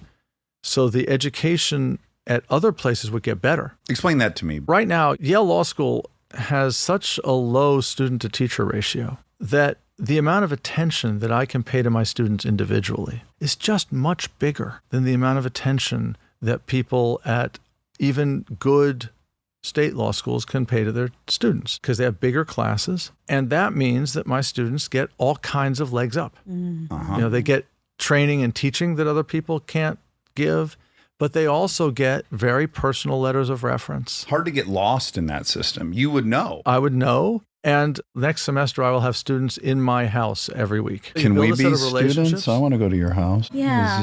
Talk We're students philosophy. today. Listen, if you guys bring right elephant parties, and if you Yeah, promise I Ned to take the mean- money, She's then going to take the money. No, I will be taking the money. I've that will decided. be good. But look, that kind of training is both effective and valuable. And if there were more people, I couldn't provide it in quite that way. And that actually would not be bad because first of all, it would reduce the gap between the elite and everybody else. Second of all, it would make it much less important where you go to school. And so the stress of applications would get much lower. And it would make the system more equal and better for everybody. This goes counter to your book, but there is a chapter in a Malcolm Gladwell book, and I wish I could remember the details, but he looks at a study of what colleges lawyers graduated and their rate of becoming partner. And at least in this chapter, he's like, they're kind of unrelated. We're putting a value on this that in practice isn't really useful. Right. So first of all, it probably doesn't dictate who's a good lawyer or not. Right. Now, there's That's a question about different. whether it dictates how much money you make. True. But second of all, there are a bunch of studies like this. There was just a study done by Purdue and Department of Education or something. There's a method problem with a lot of these studies, which is that they have as their conception of what's an elite college. And the most recent study, the top 100 colleges, for example. This is a little too broad of a It's net too for you. broad, Yeah.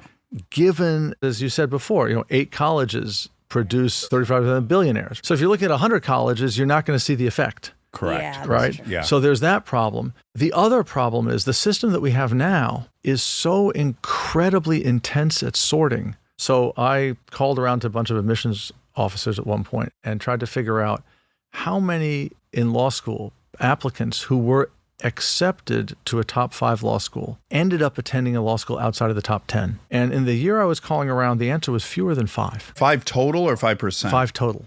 Oh, okay. All right. So basically, everybody goes to the highest ranked school they can get into. And now in that world, if you are one of the people who doesn't, that means you're exceptional. And it means you know something about yourself. And so the fact that you do really well You're an outlier to doesn't begin tell with. you a whole lot. So I'm much more skeptical of those studies than other Yeah. people are for that reason. And if you dilute, which seems healthy, dilute Harvard with more students and less financial achievement post-graduation, I do think people's analysis of their choices would dramatically change. I mean, there's so many people that would prefer to stay in their hometown. Can I tell you a story about this? Yeah, So, please. going back to my German connections, I know a young woman, well, she's now an adult, but I knew her when she just finished high school in Germany. She had wanted to be a doctor. She applied to German medical schools. So German universities are very egalitarian. There aren't more competitive ones. I mean, that's not quite right. Everybody wants to live in Berlin. So universities in Berlin are hard to get into, but not because they're fancy, but because everyone wants to live in Berlin. The medical school she got into was an 8-hour drive from the town she grew up in. And she decided, I don't really want to move that far from home. So she abandoned being a doctor, decided to become a pharmacist, and went to pharmacy school nearby. In the US, that's kind of a crazy choice. You'd make character assessments of her. She had a fear of success. She Right, had this or whatever it that. is. But here's the thing about Germany. German doctors are relatively paid a lot less than American doctors. German pharmacists are relatively paid a lot more and higher status. I can go to a German pharmacist, they can prescribe simple medicines for me. So the difference between being a pharmacist and a doctor in Germany, it's not zero, but it's not like here. Might not be worth an 8-hour drive. Right. And so what that does is it made her free because she got to have her life without throwing her career off a cliff. Yeah. Right. And her status. Exactly. Huh. Oh, it's heavy. We've had so much of your time, and I appreciate it. This is really fun. My last thought was, I see how that could be enacted at these universities. That makes sense. When we get into the marketplace, have I drank the Kool-Aid so much to suggest that the marketplace is the marketplace? The best product will be the one that sells. And you're ultimately trying to implement something where the end result is the marketplace. Does that make any sense? Yeah.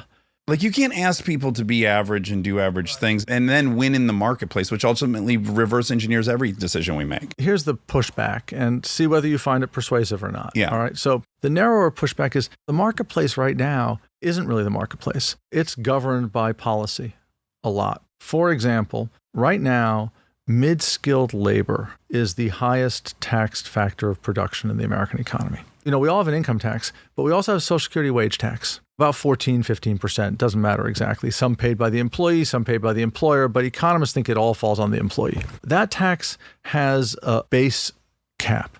So above about $130,000, you pay zero Social Security wages. That means that somebody who is making $120,000 a year is paying a total tax rate, if they live in a city, close to 50% on the margin, because they're paying their income tax rate, plus their Social Security wage tax rate, plus their city and other tax rates. Now, here's the thing. If you replace $100,000 a year workers with robots and algorithms and one $2 million a year worker, and you make that $2 million a year worker work in venture capital or finance so that they get carried interest, they get a capital gains treatment for their labor income, you're reducing that tax rate to about 15 or 20%.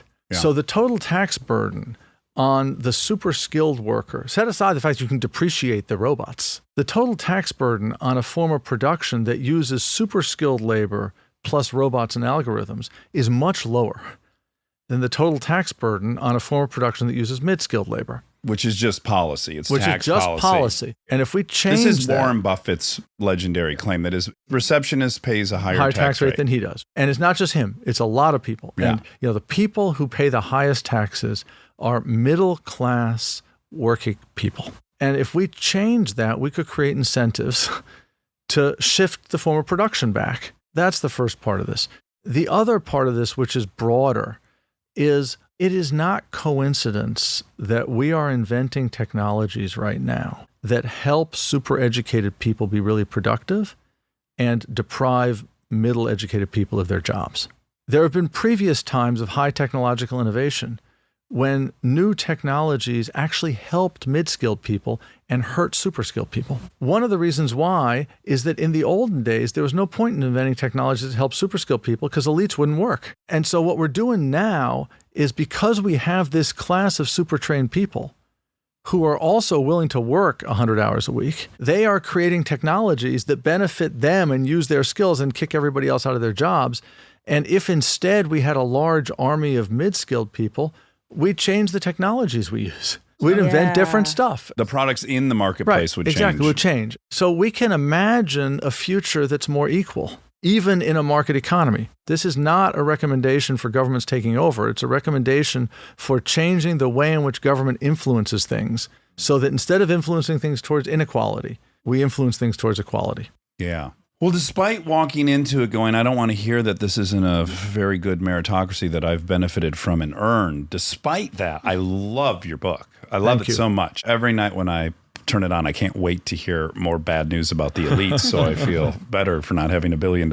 It's just beautifully researched. It's very well written.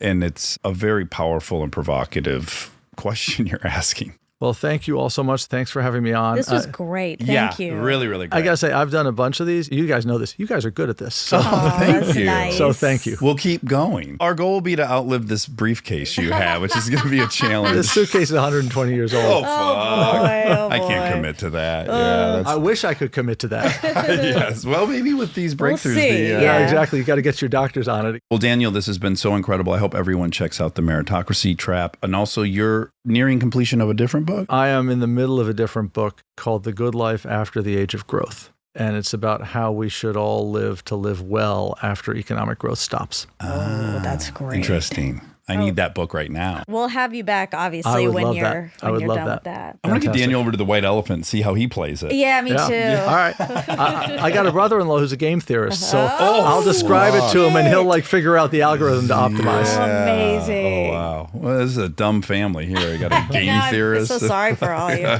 Well, Daniel, thanks. Good luck with everything. And it's been a pleasure. Stay tuned for the fact check so you can hear all the facts that were wrong. We're I know we're not, but we're in a weird way matching. Well, not any longer because I took off my top, but my piece. When you were wearing your piece, we were a little more matching. Because you have like a thick gabardine. I'm going to use a lot of words. I don't know what they are. Yeah, it's what's a thick gabardine? tweed. Will you look up gabardine? Do you mean aubergine? She said the man in the gabardine suit was a spy. Oh. I said, be careful. His bow tie is really a camera.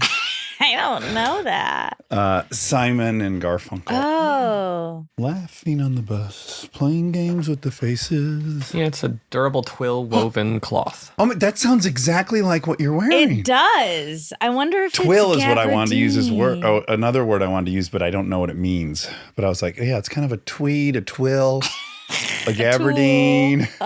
But it's a thick fabric. It is. And it looks very English. Thank you. Maybe like haberdashers or something. That was the like. I was a haberdasher, my first acting role ever. In what play was it? Taming of the Shrew. Taming of the Shrew. 5th grade. That's a very prestigious. And I said, here's the hat your worship ordered. Oh, it was specifically a hat. Yeah. Oh my gosh. Yeah. So for a long time, I thought haberdashers were hat makers. Well, I think a haberdasher is all clothing, no? Yeah. Exactly. Yeah. Oh, so yeah. I was because of my role, Yes. I was confused about the nature of a haberdasher. I think we've had this conversation already before in our life. Maybe you taught me it was a full clothing. I think so. And I think Dang. very understandably why you used context clues to think that they made hats is in your mind probably, right? Yeah, you made like hats. a cobbler for hats. Yeah. Hatelier. I was too afraid to ask because people would point at me and say, "You're stupid and brown." If you asked what a haberdasher was, Mm-hmm. yeah, they probably would have. This brown girl doesn't know shit. Brown girls are supposed to know everything. She's dumb. She's dumb and brown. Oh no. Double whammy. I have a lot to report. Oh, I can't wait to hear. It's been a while, and I just feel my integrity demands I always report these to you. Okay. Let's start with when I took my morning poop yesterday. Okay. It was like, what's a good analogy? All I know is I took the biggest poop, Of your life? one of the bigger poops in my life. No. In 0.02 seconds. Oh, wow. Yeah, I do have an image of maybe if an enormous fire hose, the last third of it froze with ice, and then you took the cap off and then you turned the water on, the speed at which it would come. Yes, it was incredible. It was one log? Yes, and it was impossibly long. And Did you poop malleable. the day before? Yeah, this is starting to happen to me like monthly where I'm regular and then I have a day where I'm certain my body's eating its own organs or something. Ugh. Because I had that in the morning and I thought, well, wow, that was a clean 100% evac. I'm going to be. And you felt good? Yeah, I felt footloose and fancy free. Oh, good. Yeah, like I was just kind of tip-tapping around. And then an hour later, I had to go back in. And that was a very sizable experience. Really? Yes. But, and okay, it's getting less firm. Let's just say that. Sure. Oh, wow, I just did this on my spit cup sounded at like the same you time. I know, farted. and I wouldn't want people, because they're probably already gagging right now. And then you To hear farted. that. And then you farted because Then they it's would all panic. coming out. Yeah, Are those new jeans? Or I've seen You've them. seen them, but they are my favorite of my new Levi. Well, it's funny because you told me you had another favorite, right? Yeah, but I and think then these I've are yet my to favorite. see them. I've only seen these. No, on Thanksgiving. You wore them? Yeah. I thought you wore these. No, Oh shoot! that's all right. It's fine. I'm really sorry. You're in a gabardine twill I'm tweed. really You sorry. got your hands full with your own look. I like them. I like these. Oh, thank you. Me too. okay, So back to your poops. Okay, yeah. so we went and got Christmas trees, and I had to put the stands on 3. I'm embarrassed to admit that, but we did. We have one for the kitchen, one for the living Oh, I room. was like, what are you the girls embarrassed- have a little one. Yeah, it's to so buy cute. 3 Christmas trees, so indulgent. lot. But I did. I love it. I'm gonna This get is my 6. Favorite. Okay, good. That'll make me feel less indulgent. So I'm having to like stop in between putting the stand on the first tree and the second tree to go inside. You know, it's getting mildly. so you're a little sick. I guess. Yeah. I guess. You know what I kept reminding myself of the marathoner, the woman running the half marathon, Sure. who was like, well, there can't be anything left, right? Remember she thought that twice. Well, there can't be anything left. Yes. I was certainly at that point at 5:00 p.m. I bet you had gone 9 times. No. Yeah. Not 9. Yeah, for sure. And I'm like, What? again, where is all this stored? Okay. So, God, I hate to have to report this story to you. So then Matt arrives for us to watch the Formula One race. And I go, yeah, let's go. I'm just going to pee and grab something from upstairs. I don't even know what I was going to grab. Okay. I should be gone for 38 seconds. I go up there. I'm peeing. I'm standing up. Oh, man. I wouldn't even say I tooted. I just all of a sudden, you know, when you activate, well, I don't know what it's like for a girl. Well, I do know because you say sometimes a fart comes out on accident when you're peeing. Sure, it can happen. When you push. It can happen. Yes. So I wasn't even like, I didn't feel like I had a toot. Yeah. And I was just peeing, but Yeah. maybe the force of the peeing, all of a sudden. Oh, okay. I already forgot about your anatomy because you're standing standing. up. Oh my God. Okay. Facing the Sure. toilet. Sure. And Oh, what happened? all of a sudden I was like, oh, oops. Oh, and then I was like, oh, and I'm trying to now pull my pants on really quick and sit on the toilet. But It got on the floor? No, well, okay. Oh. So I'm wearing boxers. Oh, The last couple times this has happened to me, I was wearing MeUndies.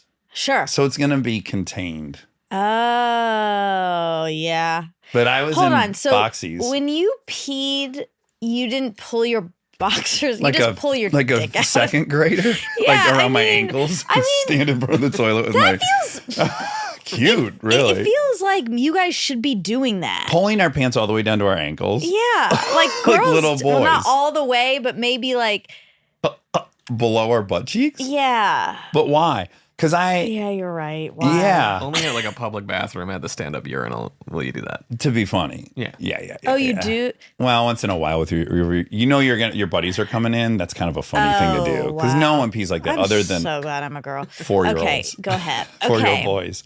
Okay, so it was up and then the poop got on your boxers. Whoa. And And the and floor. some tumbled into my pants I was wearing. What 'cause do you they were, mean? Well, listen, they're baggy. Everything was baggy. But your pants are around your ankles. Nothing's around my ankles. Where are the pants? Look, you can imagine I unbutton and I'm sitting here like this and the pants are open. And I'm peeing and then Oh my God. It was so disheartening. Oh. It was so disheartening. And then I had to Then you had to take a shower? Well, okay, great. So then you're on a cold case. Like you're on a mystery. I get everything off. Yeah. I go home duty. And then I take everything over to the Do you have bathtub. to scoop it out of your pants with a tissue or do you use your regular hand? I use tissue for what I've found. Oh.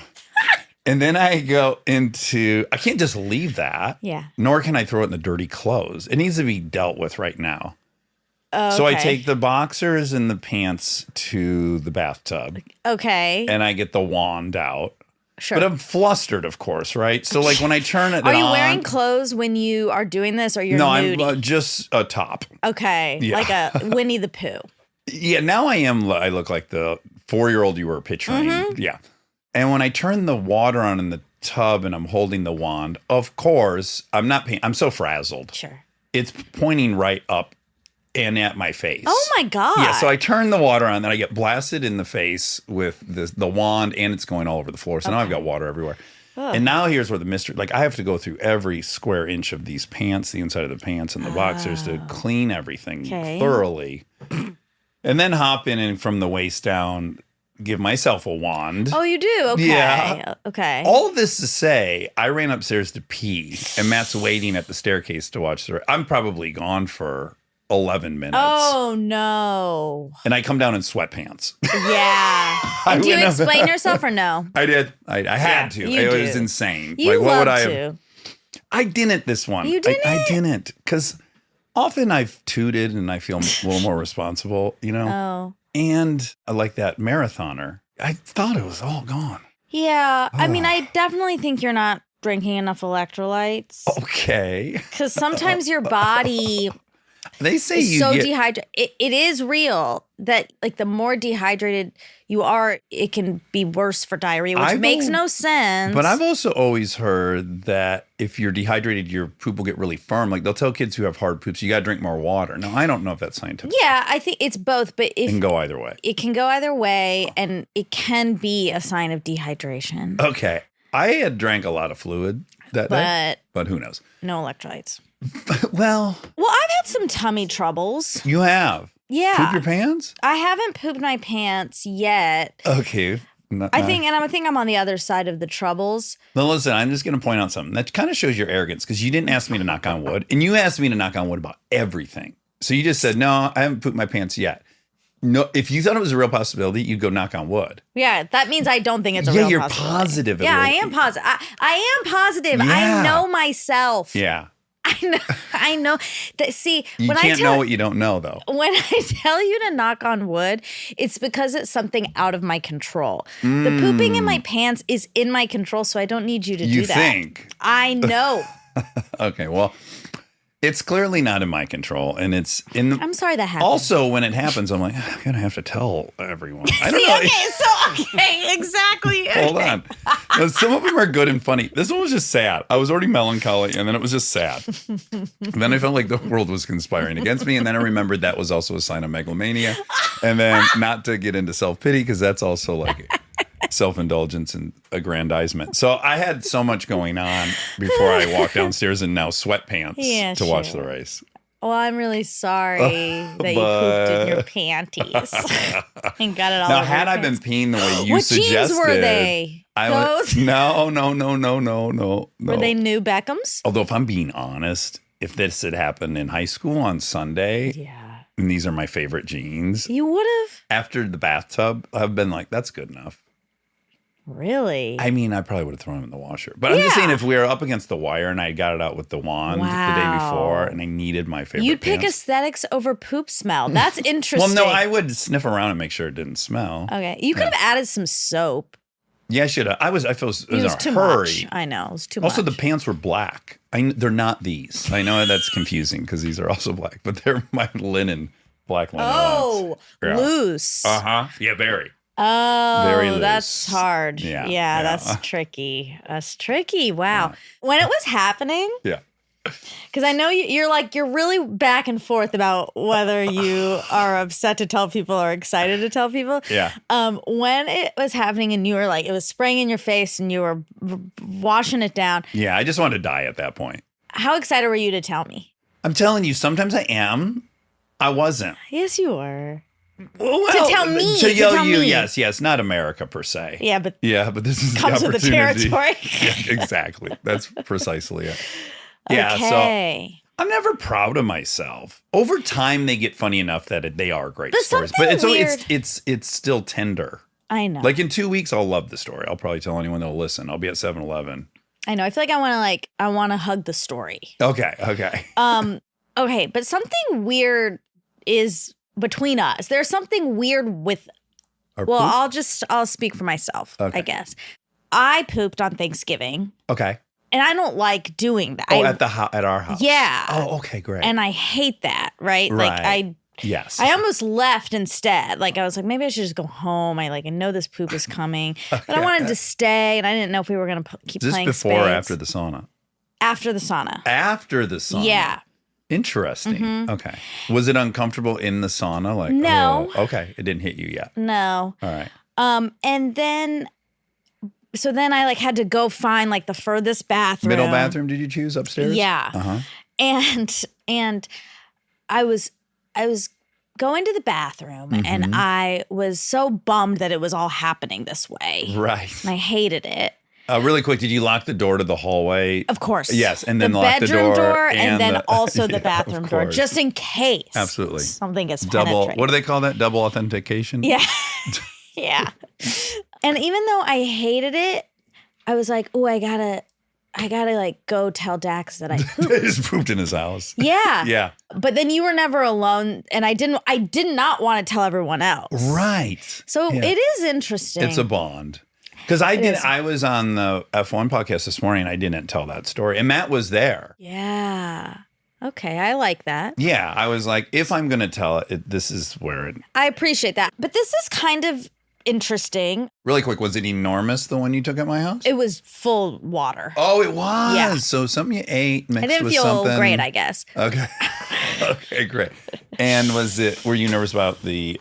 Smell? Yeah. Yeah. Okay. Of course. Did you open a window or anything? Or just let the No, fan do because its I got work? kind of worried about the window because I was like, well, if they're outside, Oh, you thought we might smell it? I don't know. There's so much fear.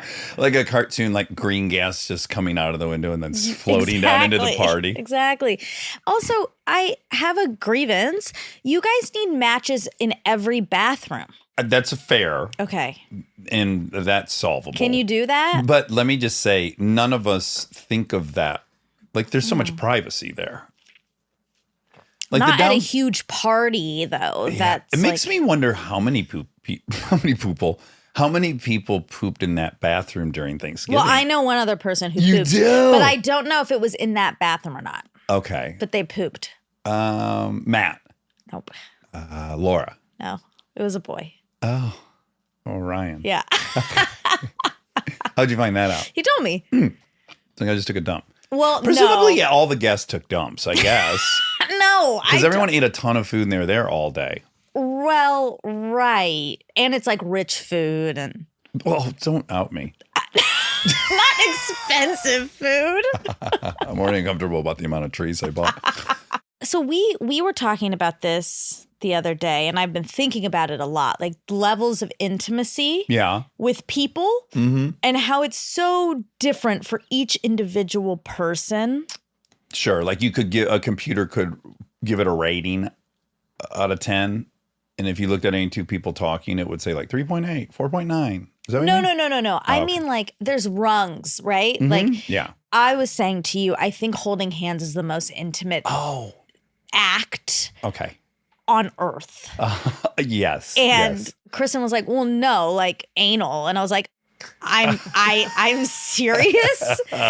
I would put that as less intimate. I think holding hands is so intimate. And I was thinking about why. Like, Right. why to me? Because that's probably most people would say anal's more intimate. Sure. I think most people would Rob, say what do you that. think? Yeah. Yeah, I think anal's a little more intimate than holding hands. Gay dudes might not. Right. Yeah. And I actually think it's tied to that. I think part of it is you're not doing anal on the sidewalk. Yeah.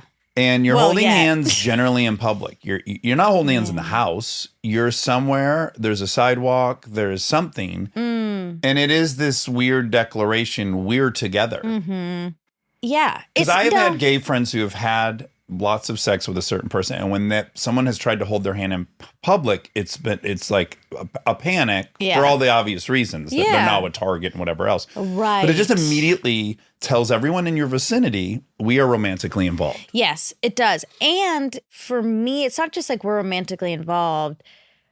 For me, you can have sex of all the varieties with someone you're not in love with. In fact, Right. most of the time that's the case. Yes. But to me, hand holding is You're reserving You do that. that with someone you love. Uh-huh. And and this is kind of sad, but I think it's just cultural and just the way I've never in my entire life. Oh, I don't even want to hear the end of this. I've never seen my parents hold hands ever. No, I don't like that. I know, but it's the truth. And I think they've held mine when You're about like to I was run a into baby. Exactly. But not there's no hand holding. I was just somewhere and I held my mom's hand for a while Yeah. intentionally. I forget where I was. That's really nice. It's sweet. I think it brings you back to childhood. Like I hold my girls' hands All the time. all the time. Yeah, I Anytime know. we're walking, I hopefully know. I'm holding their hand. Yeah. So Well, imagine that's what I mean. Like for the kids, so I think they held my hand when we walked down the street and stuff so cars don't hit me. Yeah. But But the only people who held your hand loved you and you loved them. yeah. It wasn't really an affection thing. It was like Right. a protection thing. Sure. But it's a very privileged, no one's doing that. No. I like this hand holding thing. So Aaron and I hold hands a lot, Ugh, you know? it's really sweet. But no other friend of mine have I held their hand. But I'll hold Aaron's all the time. That's nice. When you're walking down the street, you do? No, but like, You just hug him sometimes. or we'll be sitting in a booth and you hold his hand. and like we're both like talking with our hands, and I'll just Yeah. put my hand like I'm gonna arm wrestle him, and I'll just hold his hand a little bit, and then I'll squeeze it and stuff. Like I just like to touch like it's him. a and, water weenie. yeah, I just like to touch him and connect with him and let him know. That's so really nice. It's so I like nice. it. I like. I feel like you've seen a picture of us holding hands. I think the one that I've sent you long ago was like him leaning on my shoulder in a booth at a restaurant. We lived Booths. specifically at a place called Country. Crackle Barrel. Oh my God. Well, the equivalent. It was like a no-name Denny's in my town. It was like a one-off. Country Boy. Oh, Triggering, right? yeah. Yeah, Country Boy. Yeah, that sounds really Doesn't racist. sound very welcoming. No. But then you guys were doing like handholds and stuff there. It's shocking we got out alive. I know. But yeah, because we would be like snuggling in a booth, chatting. We would sit on the same side, and then our girlfriends would sit across from us, and we would end up just kind of laying on each other and holding hands, Yeah, that's making out and really- fucking in the bathroom. I'm surprised you guys didn't. I don't have that gear. But you, yeah. Yeah. I don't. Yeah. For me, I can't speak for anyone, but for me, I can't can't choose cross it. over. I can't choose it. No, of course not. Yeah. I mean more because you're already Wild. No, I mean, you already like, you want to touch him. Like you Oh, want his like yes. skin and stuff. Yeah, I want to hug him. To me, again, that's physical attraction. Is I want to touch that person's skin or like lick their sweat. Well, I don't want to lick his sweat, although I would for very little amount of money. We I would mean, do I guess anything. Eric likes to lick people's sweat of people he's not physical. Oh, he probably is He's physically attracted to all of us. Yes. But Well, I would say it's more like the way I want to hug my children. yeah, That's the feeling. protection. Protection, affection, Yeah. connection.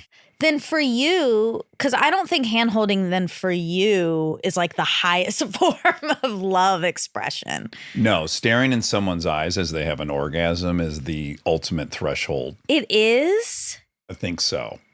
a physical attraction. No, it's the only thing I would compare to wiping your butt in front of somebody. Like for whatever reason, that's way worse than you think pooping it's in front of so somebody. vulnerable. It's so vulnerable. You don't know what your face looks like. They don't know what their face looks like. It's contorted. There's a very specific look in the eyes. And that to me is probably the apex of like, if I'm not fully in love with someone at that moment, I think it'll be obvious and I'd be too afraid to show. wow. Yeah. I think that's probably the very apex of intimacy. That I guess I could see a lot of people feeling like that. Very exposed. Yes, and enormously connective. Mm-hmm. Well, yeah. We're really getting somewhere here. Well, if we're saying that mine comes from never having seen it, like a love so deep. That it requires hand holding. Well, like for me, hand holding is a love so deep that that I've never even seen it. Then I wonder why yours is because it's maybe just because you've had so much sex that like you recognize when it's Insanely intimate and connected. yeah, I guess. Yeah. What about you, Rob? What's your highest rung? Probably the same as Dax's. No, you need to pick a new one. Well, No maybe it was a repeats good one. Yeah, allowed. anal sex. Okay, great. Okay, It's there we an anal go. sex, There yeah. we go. Yeah, I would do that with anyone. So I don't really. Same. Just knock on my door. Yeah. So Come and knock on my door. that's anyway. I thought that was well because I was talking to a friend about this also, and she was saying that her partner, for them, the most intimate thing was like laughing together, Oh, really? just being like so playful. Oh, and I like that one. uninhibited, like talking about poops and stuff like that. Yeah. That's Letting what made- all the facades yeah go yeah, away. Yeah. Yeah, laughing's very exposing in the same way that orgasming is. Like if Yeah. you're having a real uncontrolled laugh, you're not in charge. Yeah. You know, there's like that's layers. true, that's There's a true. cry that's uncontrolled. Yeah. There, Crying is also would be high up there for me on the scale. Yeah. Okay. Thanksgiving highlights. Thanksgiving was beautiful. It was so great. It's so fucking Secret great. turkey. Secret turkey delivered again. It did. It did. Yeah. It's so sweet. Because everyone's annoyed all week. And like you hear it, Mhm. right? You hear Yeah. rumbles of Oh, everyone. when Charlie arrived, he's like, "Ugh," he's just so upset because he didn't do doesn't his like present his- how he wanted to or something. Didn't Yeah. have time. But it's like everyone pulls it off. Yeah. And- Reminder, a 13-year-old assigns us a person Yeah. and has invented this and we just participate. Yeah. And everyone shows up and it's really, really sweet. Charlie made me 2 onesie rompers. Yeah. He sewed them together. He bought fabric at Joann's Fabric. And yeah, and then Talk about exposing. You tried one on. I tried one on. It was snug.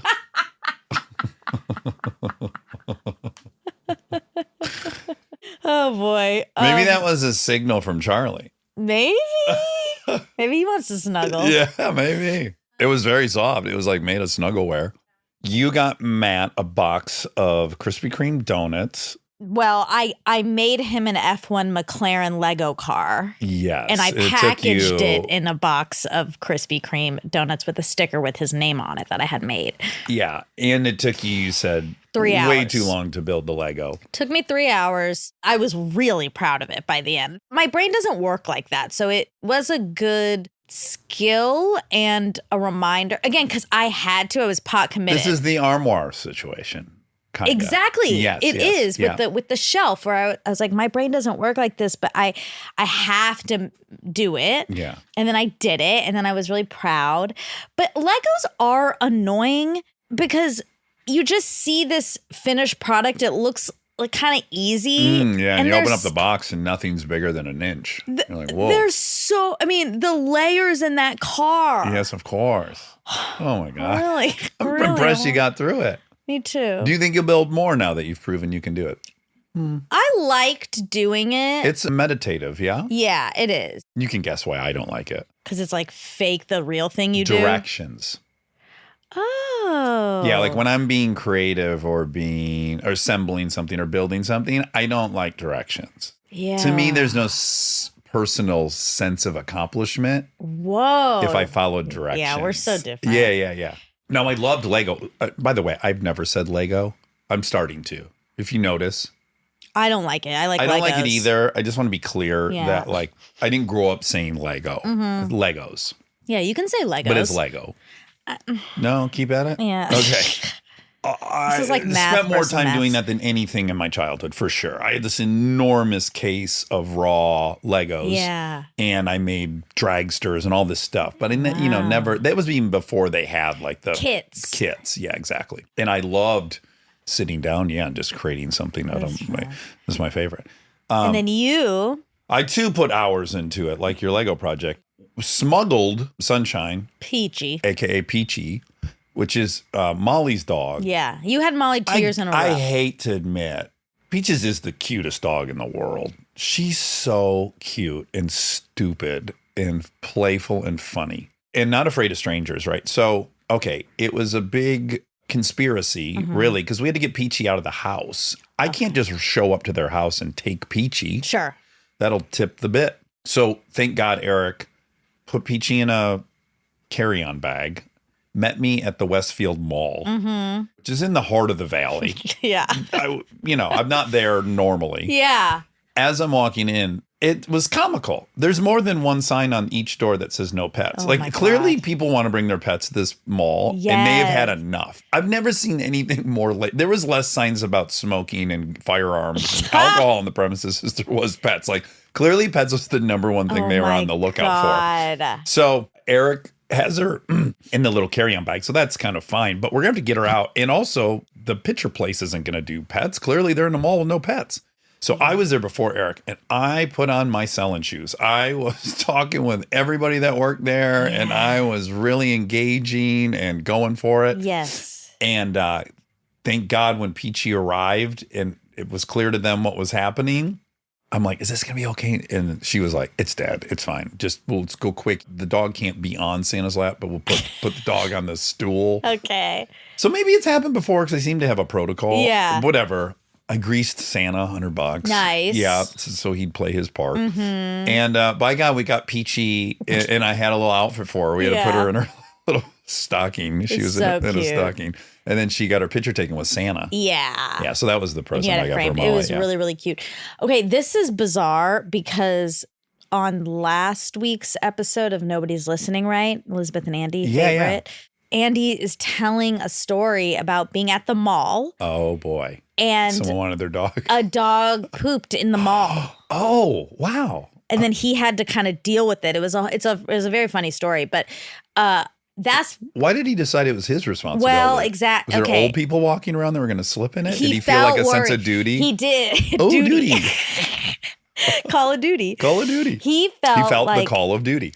people might slip, Okay. and that they saw him and his brother saw. So like he's a bit of a justice warrior. Sure. And so he needed the person to know Oh, that and he to had come cleaned it. clean. He didn't want to clean it.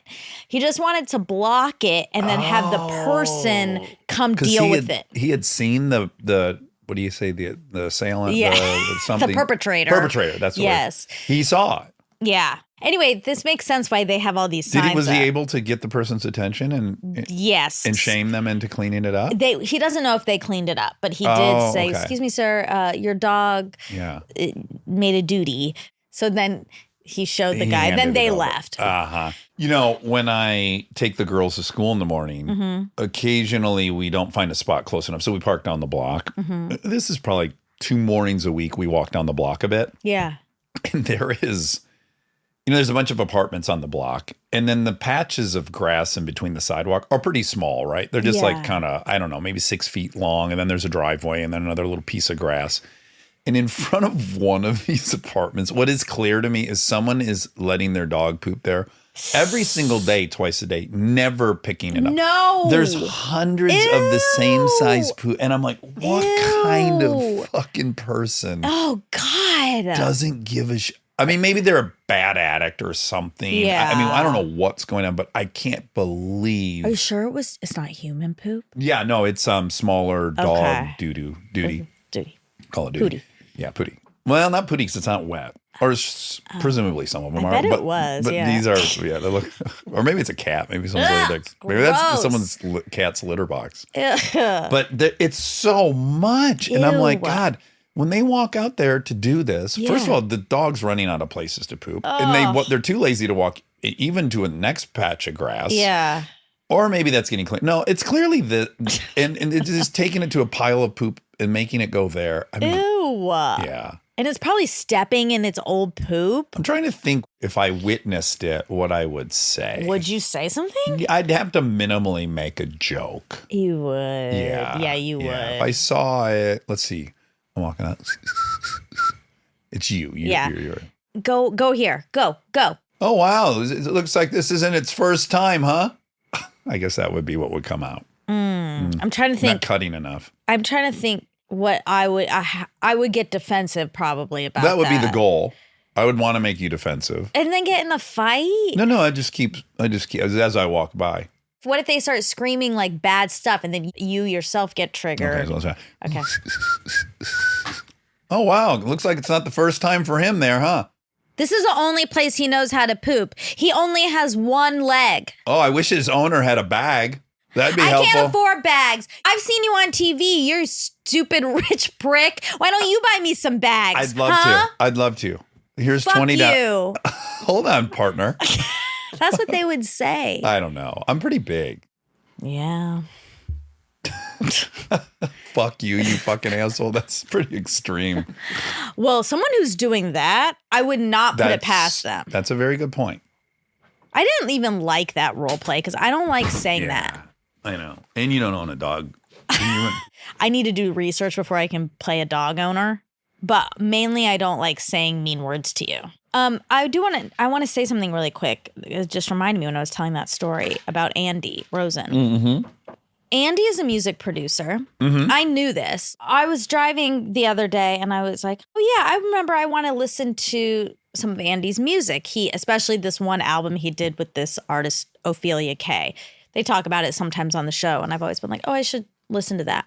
I put it on and I was like, this is incredible. Dynamite? This is so good. Ah. And it's so interesting.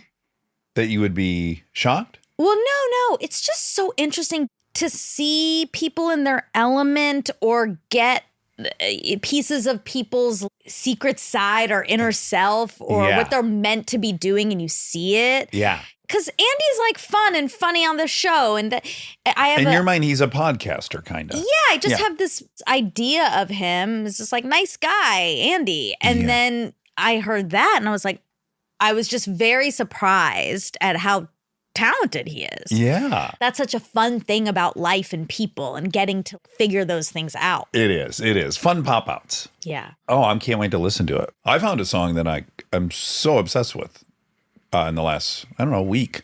Lavender Haze? No, we all know that stuff. Yeah, you love that. Yeah. No, this song. You heard it with me playing spades. Yeah. Yeah, this is a really good song. Leisure. Slipping away. It has Sade vibes. It's really good. Yeah, we I just want to hear the voice. Okay. I just want to listen to the whole song, actually. I should protect you. I should set you free. I should defend you. Just want to hear the chorus, and then I'll Let this be. just let's hear the chorus. I keep on slipping away. I keep on slipping away. I keep It's nice. That's a good one. I like it. From New Zealand. No way.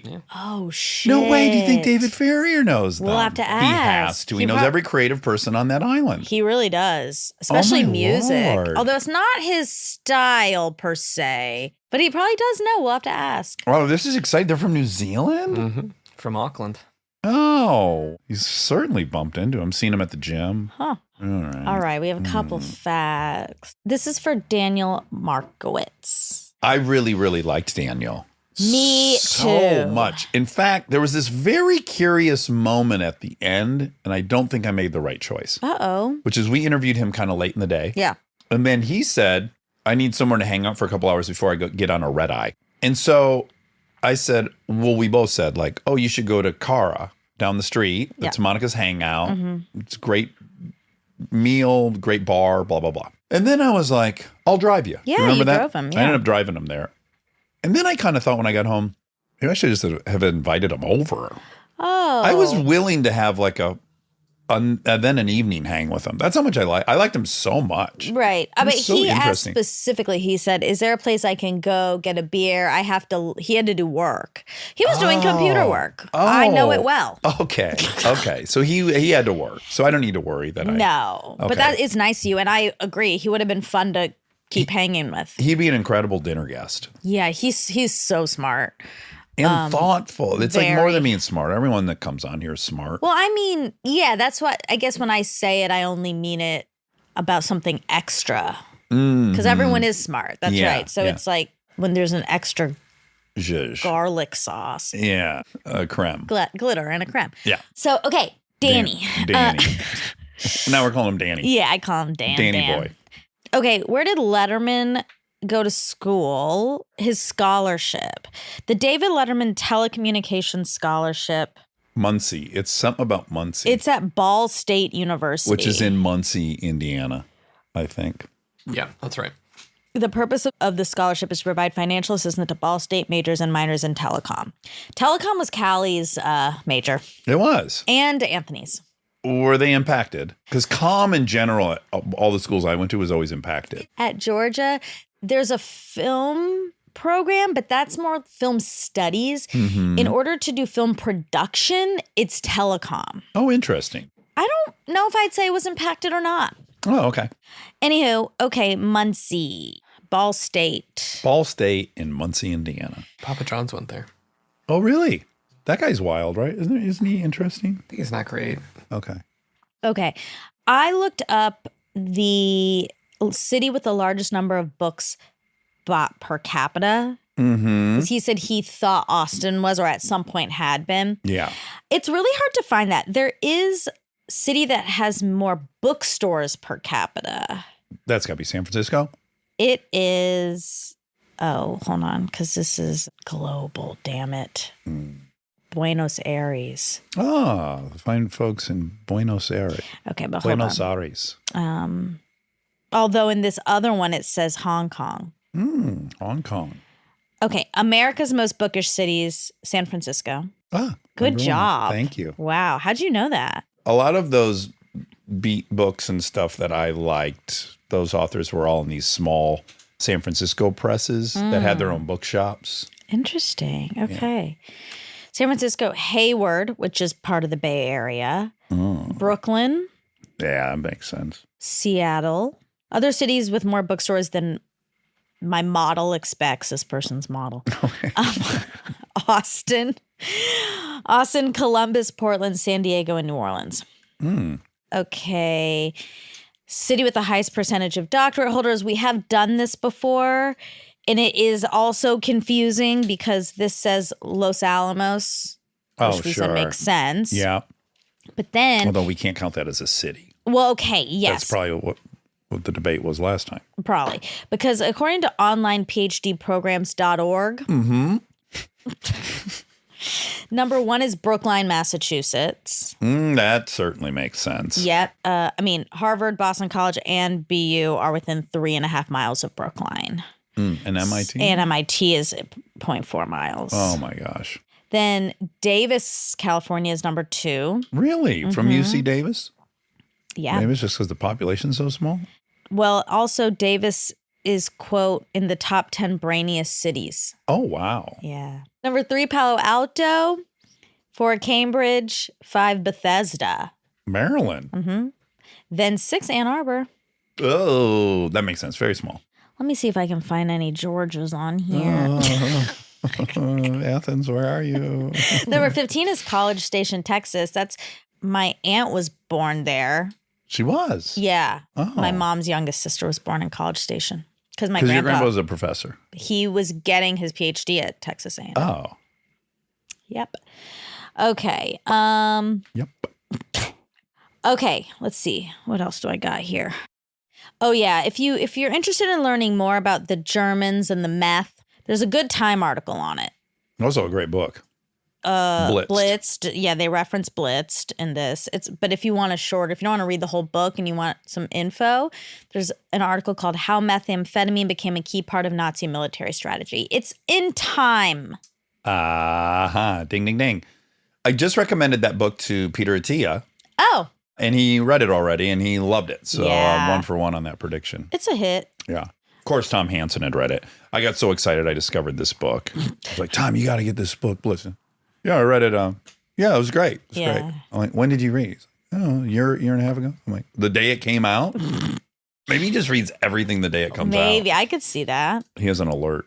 Oh, one thing that I just wanted to note, because he came up in another episode too, and I think you do know this and it doesn't matter, but David Brooks, the columnist, Who wrote the NY? the Meritocracy, the article that you reference, he's conservative and admittedly so.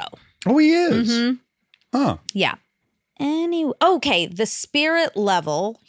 Daniel referenced that book, and he said it was by somebody and Pickett. It's Richard Wilkinson and Kate Pickett. That's a very memorable name. You meet a gal at the bowling alley, Kate Pickett. Have you ever dated anyone just because you like their name? No, but I dated someone whose name I loved. Who? When I was in the 6th grade, Sasha Crossett. That's a good name. And she was the hottest girl in my school. Of And course. her name was Sasha Crossett. It's not really fair that she got, all of it. or is it chicken or the egg? Is it like the name's so good she's going to be hot? Her older sister's name was Darby Crossett. These are pretty wild names for Highland, Michigan. Darby, that's cute. Yeah, Darby and Sasha. And they were both foxes. Ooh, Darby apparently died.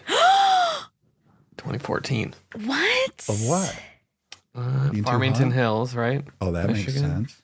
Sasha is her sister. No way. Oh, this is so sad. What happened? Also, Rob, sometimes you don't have to look up everything. No, 'cause, this is incredible. No, this is Makes me so- think he's looking up everything. He is. Yeah. He is. It's just her obituary. I don't. It's like, might have been better off not knowing this. Well, now I want to know how she died. I'll read through the Okay.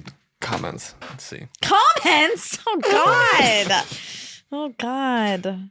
Oh, that's heartbreaking. I didn't know that's that. really sad. Really sad. 2014, 9 years ago. So she's probably like 39 or something. Oh no. Oh, that's really young. That's scary. Yeah. Ugh. I don't like death. Now I'm thinking of one. I just gotta say one other girl Okay. from the same school. Oh, that name you like? Or what? Yeah, she was just so cute. So this is when I was in 7th grade. I had moved to Milford. Mm-hmm. And then they had this combined dance, which was so brazen of them. They hosted it at Milford High School, but it was both junior highs came together. Highland Junior High and Muir Junior High. Oh, wow. Okay. And now I had gone to both. I had Yeah, gone. that's a big day for you. Big day for me. Potentially, I don't know if I'm going to have to fight because there's older kids. It turned out to be so much fun. Okay. And then Susie Scott. That's her real name, Monica. Okay. Susie What about her? Scott. I just didn't know her loved when her. I didn't know her when I was at Highland Junior High, and then we're at this combined dance, and there's this blonde girl, Susie Scott. When you were young, did you like anyone non-white? I Oh don't, my I God, don't yeah. mean it The in my number one obsession was Lisa Bonet. Oh, I know. Okay, I mean real people. There weren't any non-whites At your until I got to high school? school, and Okay. then yes, and I'll give everyone's name because this is what I'm doing on this episode. There was the most beautiful Albanian girl, Kaz's sister, and her name was like It was Kaz's sister. oh, but I was so wild for her. It was crazy. And that was playing with fire because Kaz was, he was something to be feared. Yeah. He owned a Coney Island when we were in high school. Oh my God. I told you this. Oh, God, here we go. So Aaron and I would get off school and drive to Troy, Michigan, like 40 minutes. And then we would work for 5 hours. I had early release. And we would constantly be driving, dropping cars off in downtown Detroit. And when we would do that, we would swing by Kaz's, a classmate's Coney Island in the heart of Detroit that he ran half of the day, and his brother ran it the other half of the day. Wow. And did his parents own it? clearly, Okay. but the brothers ran it. But like in high school, in downtown Detroit at 16, and this will paint the exact picture on why this is crazy. Aaron and I rolled in one day, as we would do once a week. We'd stop by, get some Conies from him. We roll up. There's police tape everywhere. We like park. What's going on? I see Kaz. He's like in the parking lot. We go up to him. I'm like, what happened? He's like, oh yeah, dude, there's shooting across the street. So my brother pulled out his Mac 10, and then there's a shootout. So all the windows of the Coney Island are shot out. Oh my God. They've been in a gun battle with two dudes across the street, Ugh. and he's in 11th grade. So Don't look up when him, I Rob. liked his sister, it was Scary. Thanks for going with me on that little ride. Scary. Okay. Did you find out what happened to Darby? No. Okay. When I searched Kaz Quafa, it said, "Do you mean Wiz Khalifa?" Though. Oh, that's flattering. Cool. Okay, so that's really it. Oh. Well, now I regret taking you on all those detours. Why? Because it left a bad taste in your mouth. It was about violence and guns and bravado and customs, old world customs. Okay, I will end on something else then. Okay, and great. I don't want to because I'm nervous you're going to take it the wrong way or be mad at me for saying it. Okay. But I do think it's important that I say it. Yeah. Because this whole episode is about meritocracy and our story, and you were saying that you hate it because it fucks with your story a little bit, that you came up from overachieved. nothing. Yeah. And that's right. I'm not taking that from you, but I do think sometimes when you, Dax, build that story, you do leave out, like your brain leaves out pieces. Sure. As in, like, your mom could afford to pay for you to go to college. Like, she paid for your college. She did. Yeah. And it was $3,800 a year, but she 100% did. Yes. Yeah. And at that point, she totally could. Yes. By Right. the time I left high school, my mom was upper middle class. And so many people's parents can't afford that. For sure. So, it's just like little baby, not taking away from what you've done. Yeah. But it's things like that, right? That do end up making differences. Well, that's very fair because, first of all, half of my college was done at SMC, which was like literally $22 a quarter. I could have done that. Yeah.